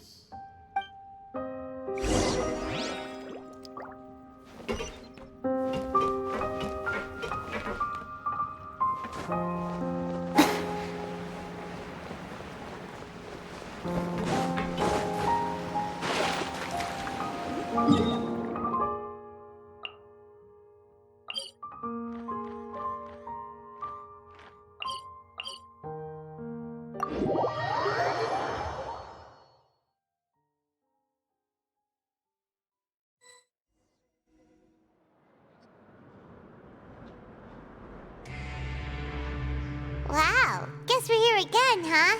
There's a real nostalgic feeling to this place. Looks like you've been missing us.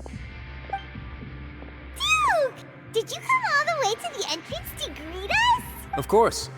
I'm here to welcome you and our dear Miss Charlotte, whom our good head nurse recommended to me. It's an honor to finally meet the much-rumored Duke. Thank you for consenting to my visit to the fortress, sir. No need to thank me. But that said, I shouldn't be the focus of your interview. I trust you recall our agreement? Of course, of course. All right then, this way.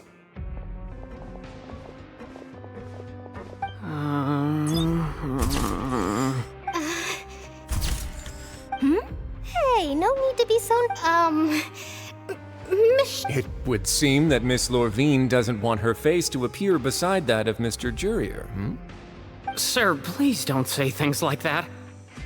But it looks like dear Mr. Jurier denies it. Might this interview be very important to you then? No, I just...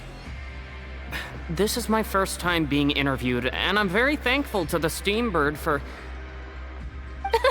Now, I might not look it, but I actually did meet Mr. Edwin once. And I'll be honest, I enjoyed chatting with you more. You've definitely got more of that genius vibe going on. The boat that brought about a miracle, the ark that saved the people. Why, you recreated a myth back there, like an emissary of legend. Still, if I might ask, where's that flying ship now? Ha! Looks like Charlotte's trying to get herself another exclusive scoop. I have to apologize, but that ship is presently in the bowels of our factory. I'm afraid it won't be easy for you to get a shot of it. Really? Well, then in that case, could I have an interview with you to make up for that loss? You already know my answer, I'm afraid. Best you interview our head nurse instead. Or perhaps you'd like to take another photo of this couple of researchers? Did you really have to use the word couple? Well, then, 2 solo photos will do. Is my hair messed up? Please, someone help me have a look. Things sure are getting pretty lively here. Oh, seems like everyone's here. Would any of you like to try this new drink I came up with? Ah, Sigewinne. Hey, Miss Charlotte. Why don't you, take some pretty photos of our head nurse? Sure. Come on, Miss Sigewinne. Huh? Sure. Do I have to smile? So, how have things been at the fortress? Same old, as you can see. Fontaine's undergone some changes, but this place is still more or less the same. Other than that flying ship, it got a tad too much attention, I think. That's why I decided to let the interview go through. We should direct more public opinions toward the behind-the-scenes heroes. Am I right, Mr. Jurrier? Miss Lurvine? You're too kind, sir. I believe that you too should have your day in the sun. Not that you would want that, which is a pity. I'll just leave the spotlight to you two.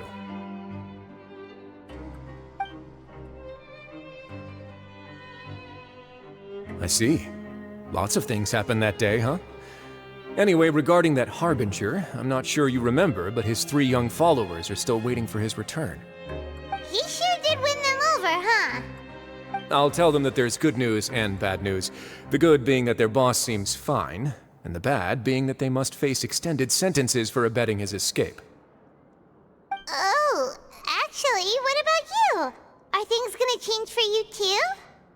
What change can there be? The fortress will keep chugging along, and so will my duties. As to what Miss Furina's departure will mean for the nation, and if our laws and governance will be transformed, we'll leave those to the folks in the Hey everyone, the photo shoot's done. Good. In that case, let's call it a day here. Thanks for your cooperation. Come on, Traveler, let's go. Till next time, everyone. There'll be a next time? Maybe. Who knows? I might write a story about the underwater factory next time. Until then. All right, last stop, the docks.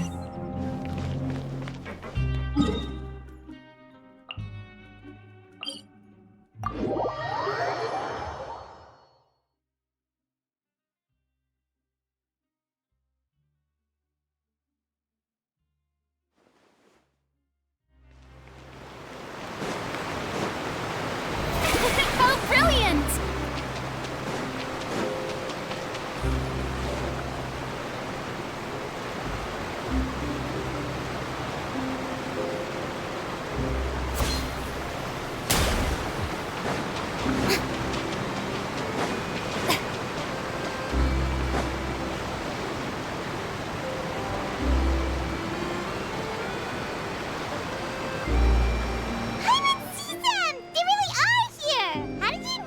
Navia mentioned that she stayed in touch with Linny and the others after working together.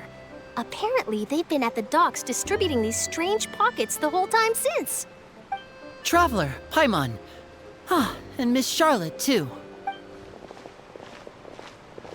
Would you like a magic pocket? What sort of gadget is it? It's a wondrous bag that can be used to carry many things. The water level has returned to normal, but if you see any of your things floating around, you can use this to carry them. Or you could trick a friend into doing it for you. Trick a friend? I wonder which of my friends would fall for that.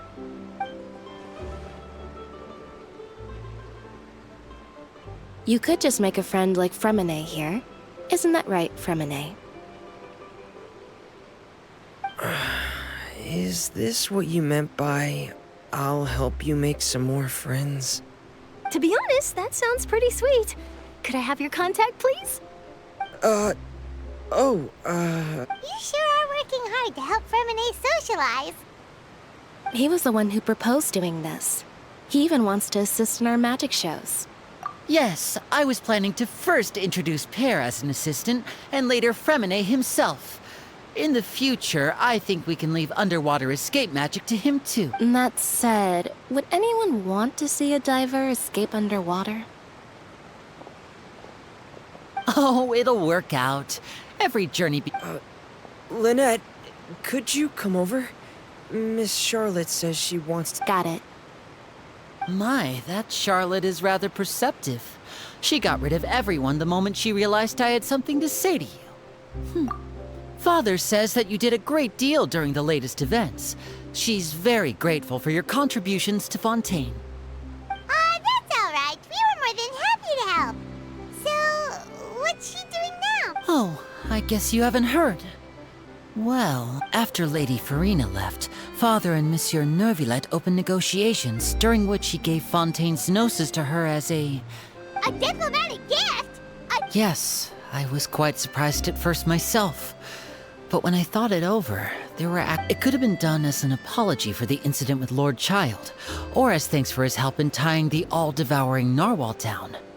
Furthermore, Father did also lend significant aid to That's true, but this is a gnosis we're talking about. Doesn't this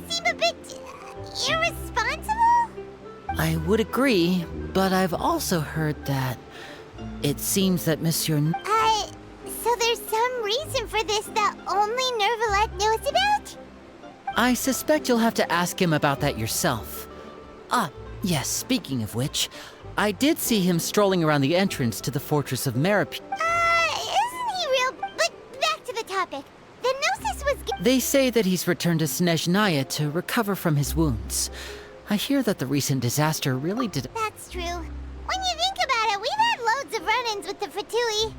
To think we'd be allied with them this time. So shocked by such a simple switching of sides?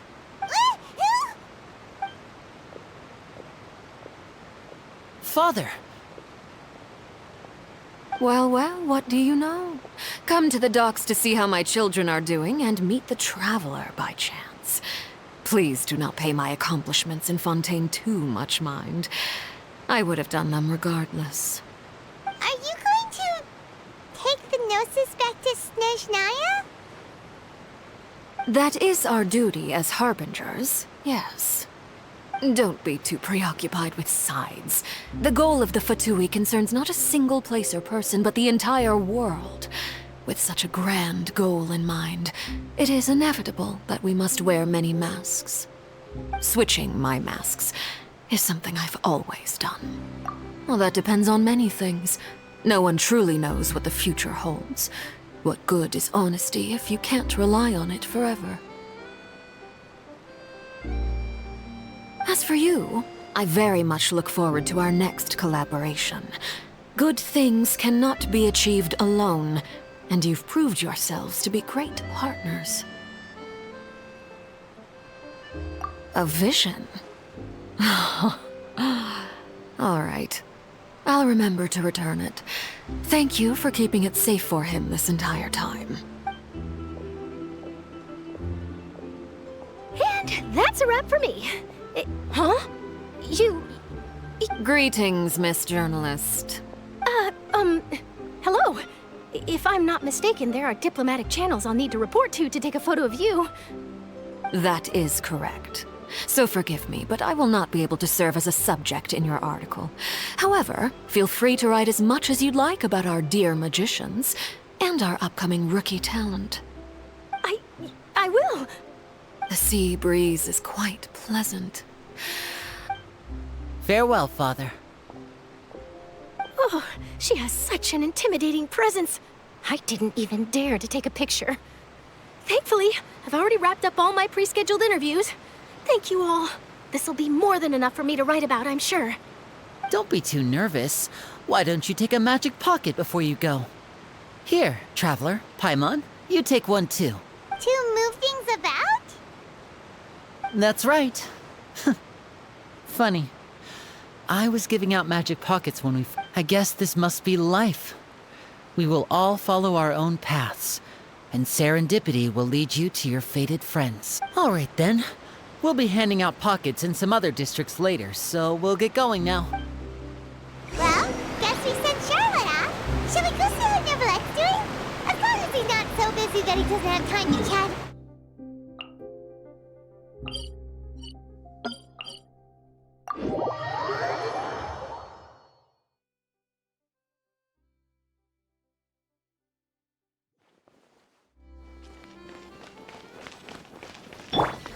Behold!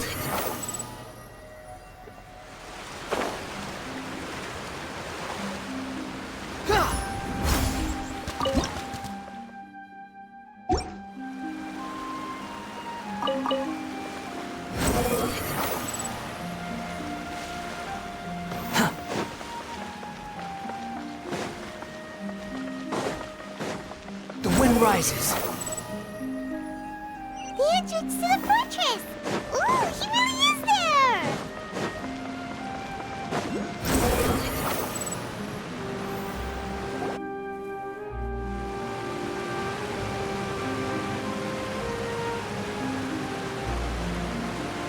So, you really are here, Nervalette!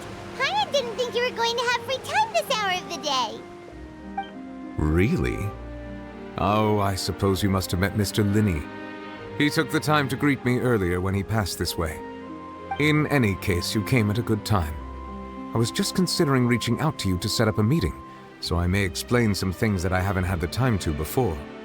Aw, Paimon's glad that you remembered. Thank you for... Alright, let's have it then.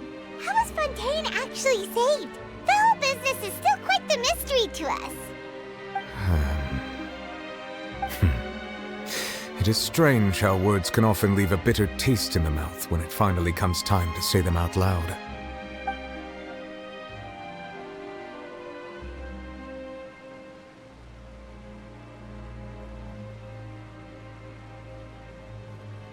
Whoa. So that's what happened? Focalor destroyed the divine throne of the Hydro Archon and restored your power to you, transforming you into a fully fledged elemental dragon sovereign! But Paimon still doesn't quite get what you did to save the Fontainians from dissolving. For me, the authority of the ancient dragons refers to absolute control over the hydro element. Fontainians were incomplete humans born of Egeria's use of the power of the primordial sea, with constitutions similar to that of mimics. But so long as those primordial energies remain within them, I could use the ancient dragon's authority to grant them true blood, after the fashion in which life was first brought into being on this planet. In other words, when I gave my verdict, Fontainians became true humans, and thus would naturally no longer be dissolved by water from the primordial sea. Focalor must have counted on you to make that decision as well. Your verdict was the key to making the prophecy appear to have come true while saving everyone. Yeah, and in a manner of speaking, Focalor finally managed to fulfill the original Hydro Archon's wish to turn Oceanids into real people too! It seems from your expressions that you still have more things you wish to ask. Ask away. I will tell you the truth as I know it. Oh, that's right! They say you've given it to the knave as a diplomatic gift or something! Leaving aside their intentionality, the two Fatui Harbingers have their sole remaining goal in Fontaine, at least at this point, would seem to be the Gnosis. The Oratrice has ceased to function. The Hydro Archon's divine throne is now no more, and I do not need the Gnosis's power. As such, it has lost all meaning for Fontaine. If the Fatui have impure designs, then we might as well accede to their request now, and avoid unnecessary conflict. What complicated considerations! Paimon thought you were just giving it to them out of... Ask away. I will tell you the truth as I know it. I have investigated his case along many avenues, and I have learned that he once fell into an unknown chasm when he was young. There, by chance, he awakened the all-devouring narwhal. But whether it be by sentiment or reason, that should not have been enough to consider him the root cause of the disaster. At most, he would have had tangential liability. As for the judgment passed by the Oratrice during the trial, whether it was due to that liability by association or Focalor deliberately using him to buy time for us on the assumption that he would be able to hold the creature off, I cannot say.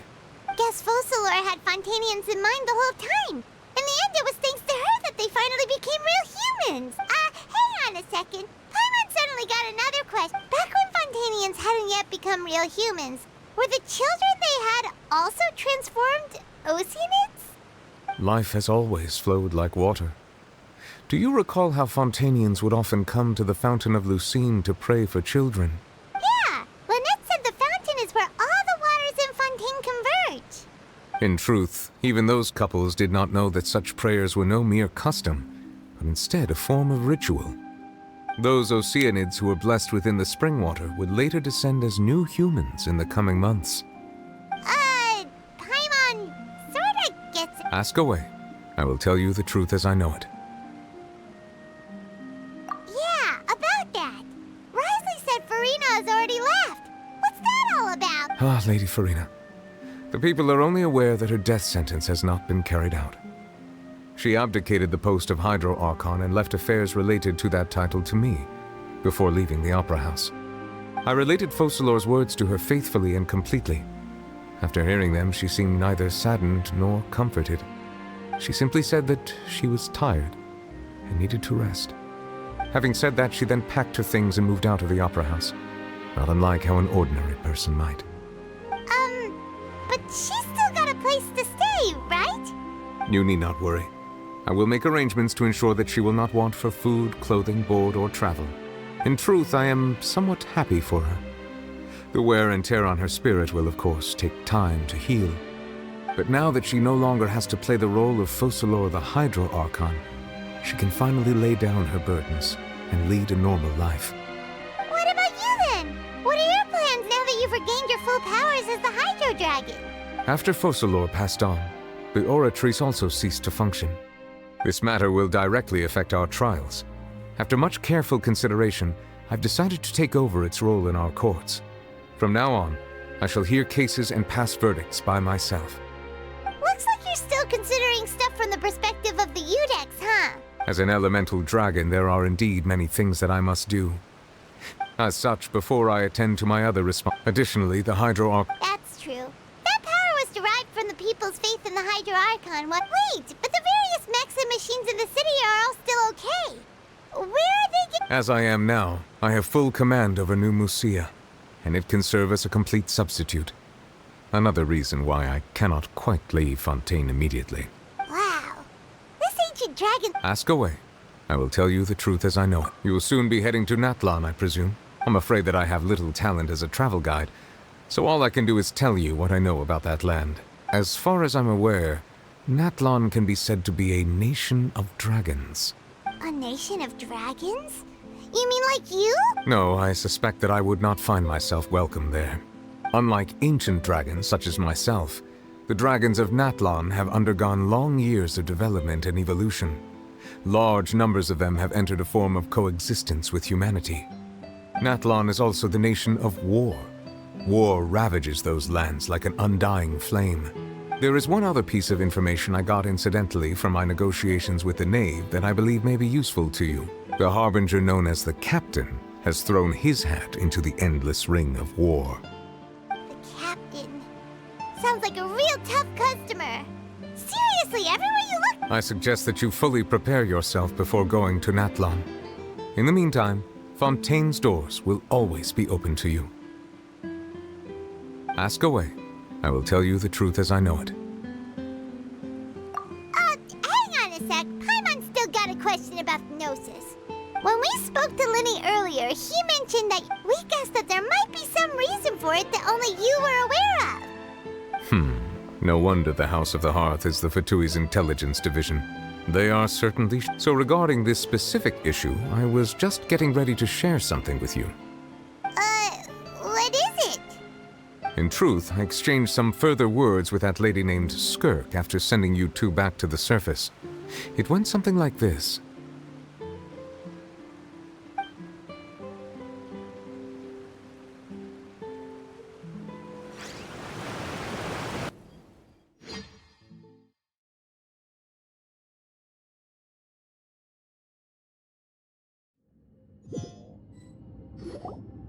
Well, we're going to head topside to see what's going on. You hurry over soon as well, all right, Nervalet?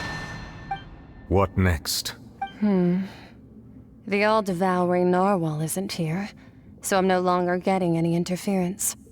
I can finally catch the scent of your power, what it's made of. It is the authority of the planet's primordial dragons, but with something very similar to a god's curse mixed in. It's quite a novel blend. I'm sure I've encountered something like this before. What was it again? I do not know what you speak of. Of course. How could I? You should have the remains of the third descender on your person, yes? Remains? I've never heard of any such thing. According to your parlance, I believe it may be called a gnosis. Well, that much is true. After Focalor's divinity faded, she handed her gnosis to me. But I fear I have never heard of it described in the manner that you just did. I've been training with my master, the Foul, ever since I was young, and I have never returned to the surface since. So most of the information I possess, I got from him. It is only natural for those who are greater than humanity to possess a different... Regardless, you should probably get rid of objects of misfortune. To live in itself is a blessing. What do you mean by that? No need to fret. These are just my... personal thoughts. and my reason for no longer wishing to return to the surface. This third descender you refer to, who are they? And when did they die? Master never mentioned them to me. Perhaps it just wasn't that important for me to know. If you're interested, though, I could ask him. I'll be sure to pass the answer on to you next time. Next time? You believe we will meet again? I do. Wait. I have a disciple of my own, don't I? He can be the messenger then.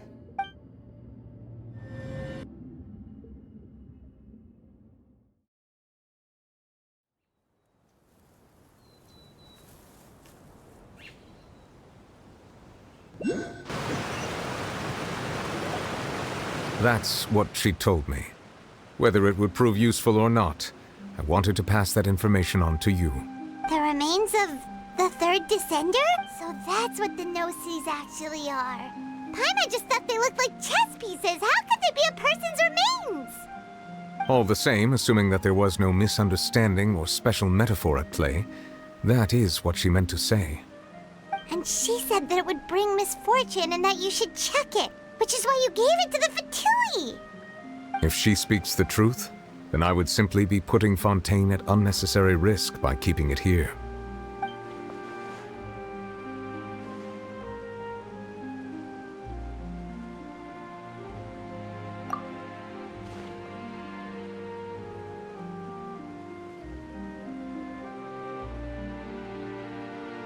I had guessed that you might already be familiar with this concept, but I did not expect you to be one of them. That means that the no-sees, which are exceedingly element-compatible and can even enhance elemental abilities, do indeed come from the third descender. I wonder, does your body also possess similar properties? Like being able to use elemental... No, let's not think about this stuff right now. Comparing the Traveler to the dead third descender and all? That's what you say, but this topic still feels like bad luck. Once Child recovers, let's get some more answers out of him. Or go look for his master and get the answers that way. I too believe it unwise to make too many blind guesses when information is lacking. The same is true of being at court. All right. Whatever the case, it seems like the crisis here in Fontaine's over for now. Yes. All of Focalor's efforts were for this moment as well. But she sacrificed herself in the end as a god, and she suffered through all those years as a human. Was that really what she wanted? I suppose that would be the mystery of a god's will. I suspect not. But once in a while I too would guess that if wishes were like the clouds in the sky, they will one day return to the earth as raindrops. Life flows like water, and rain is the final answer. And what, ultimately, is the difference between the rains that fall upon all of us?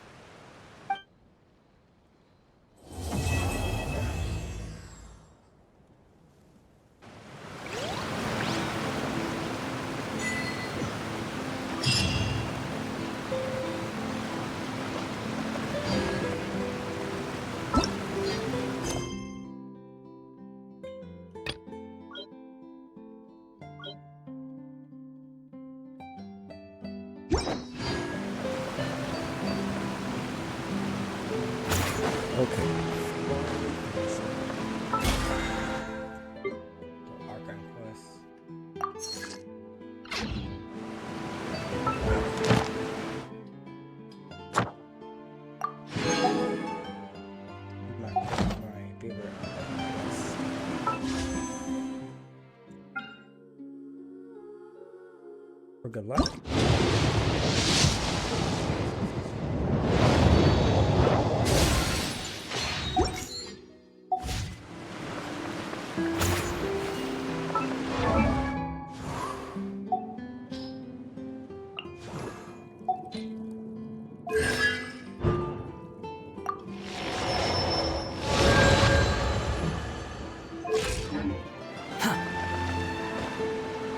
Okay.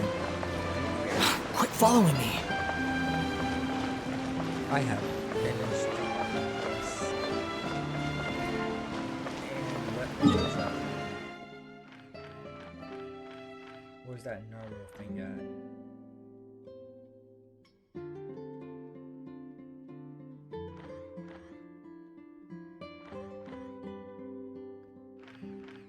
was looking forward to it.